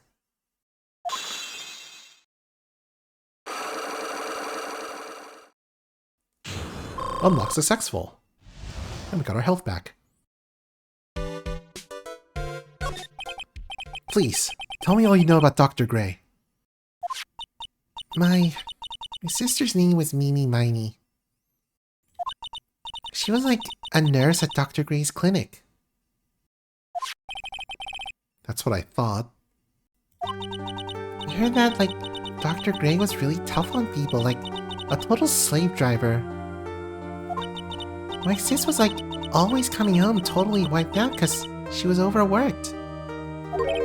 Wiped out? So is that why she fell asleep at the wheel? The guy, like, drove my sis so hard, so, like, that's why the accident happened. The one where 14 patients die from malpractice? Yeah, like, I think that was the doctor's fault, too. My sis was pushed by, like, everyone's expectations and, like, her duties and stuff. And that pushed her to her death. Oh. I'm sorry. So, like, are we done? I've, like, already told my story to, like, everyone.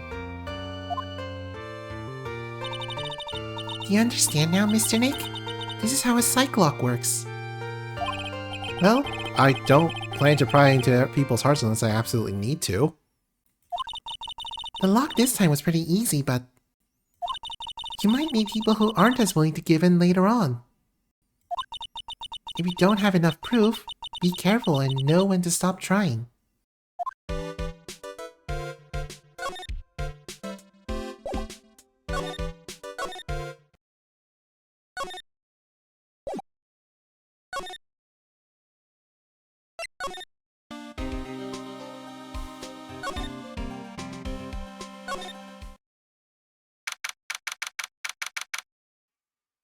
June 20th, Kurine Village. Mr. Nick? What's wrong? I've never left Kurine Village. Really? Well, that's, pretty amazing. You're going to meet with Mystic Maya, aren't you? Please tell her I said hi. Hey, wait! She ran off. Again. Well, I know Eni's secret now, but I still don't have any idea how I'm going to save Maya. I don't even know if I should go in there with a smile or a straight face. Ugh.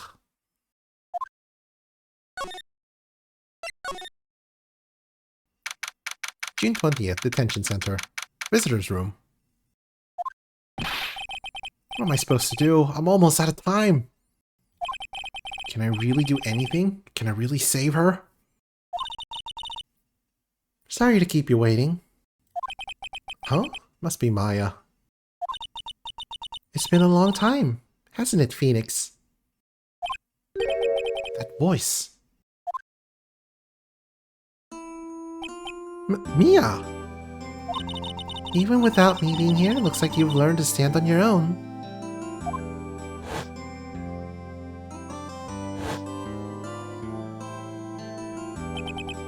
Mia.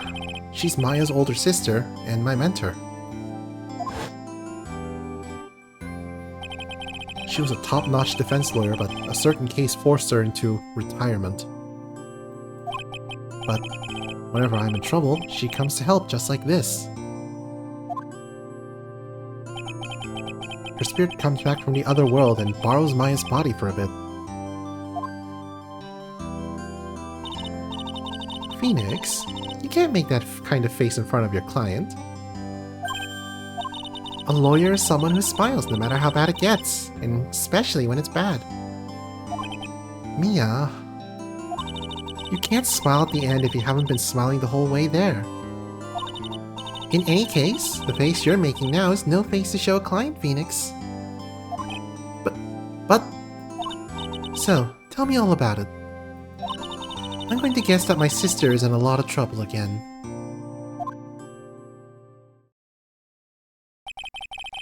told her everything about what had happened in the last 2 days.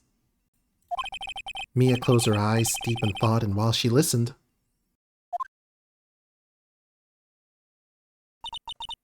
I see. Mia, what am I supposed to do? It's pretty clear what a good lawyer does in this situation. And that is? Tell me, please! Believe in your convictions. And fight for the complete acquittal of your client.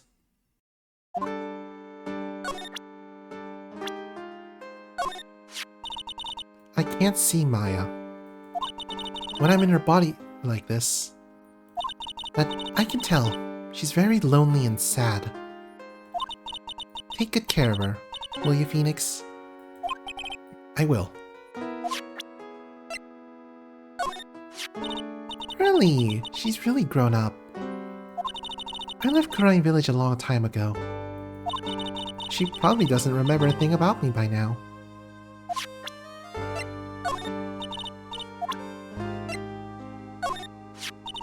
I'm afraid I might have caused Aunt Morgan a lot of stress. When I left Kurain, I left Maya in my aunt's care. And now something like this happens?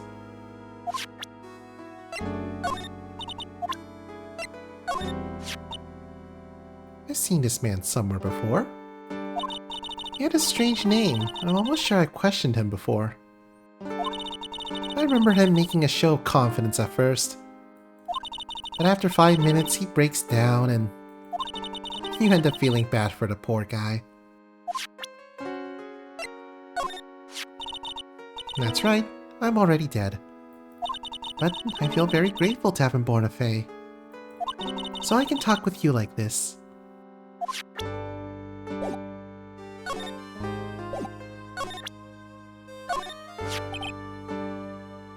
Yeah. Wow.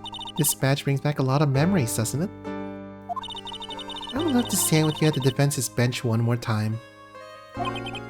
Yeah.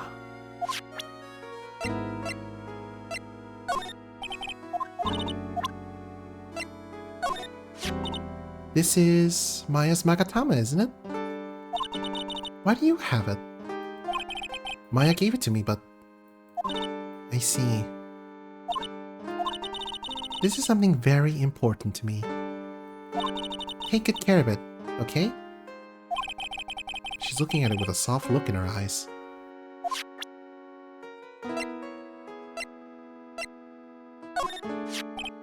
Mia, have you seen this key before? Ah, the key. It's literally the key to understanding everything that's happened in this case. This key? Phoenix, listen, right now, that key is sitting in your hand. However, it shouldn't be. It contradicts the facts. What does she mean? I'm certain this key will be the piece of evidence that makes your case tomorrow.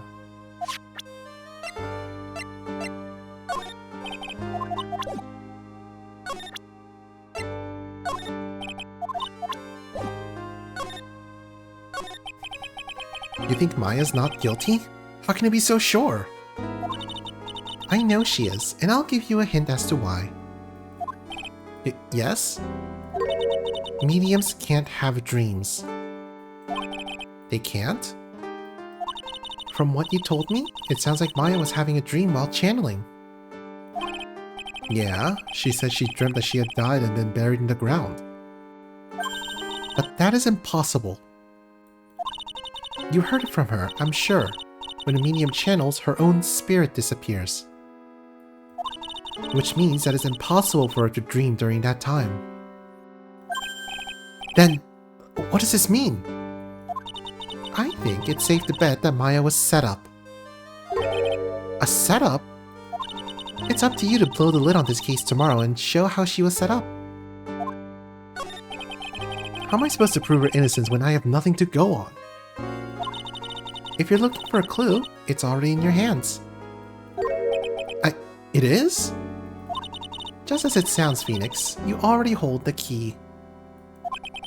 Really? Come on, show me the key to this case. I already did.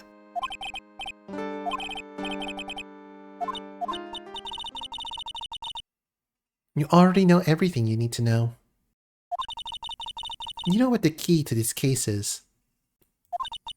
That is enough. But... How can I win tomorrow without knowing who the real murderer is? Who could have...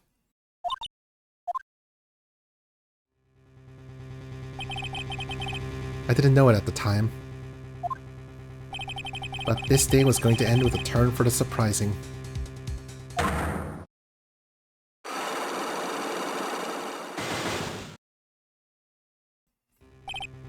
Mia? What? What's wrong? That's right. Only I can see the Cyclops.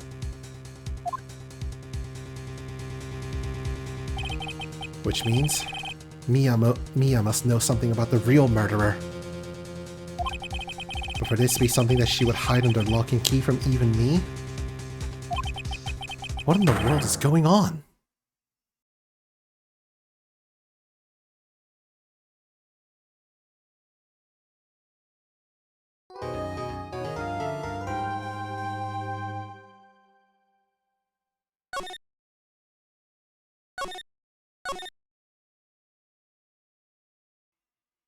Right, quick break.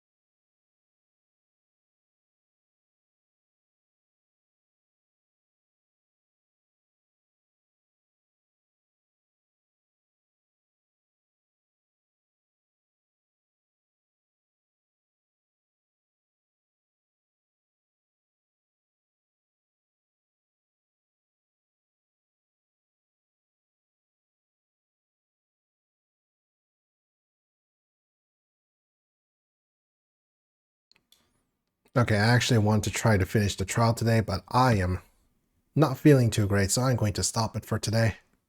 I'll just continue this next week. Thanks for dropping by.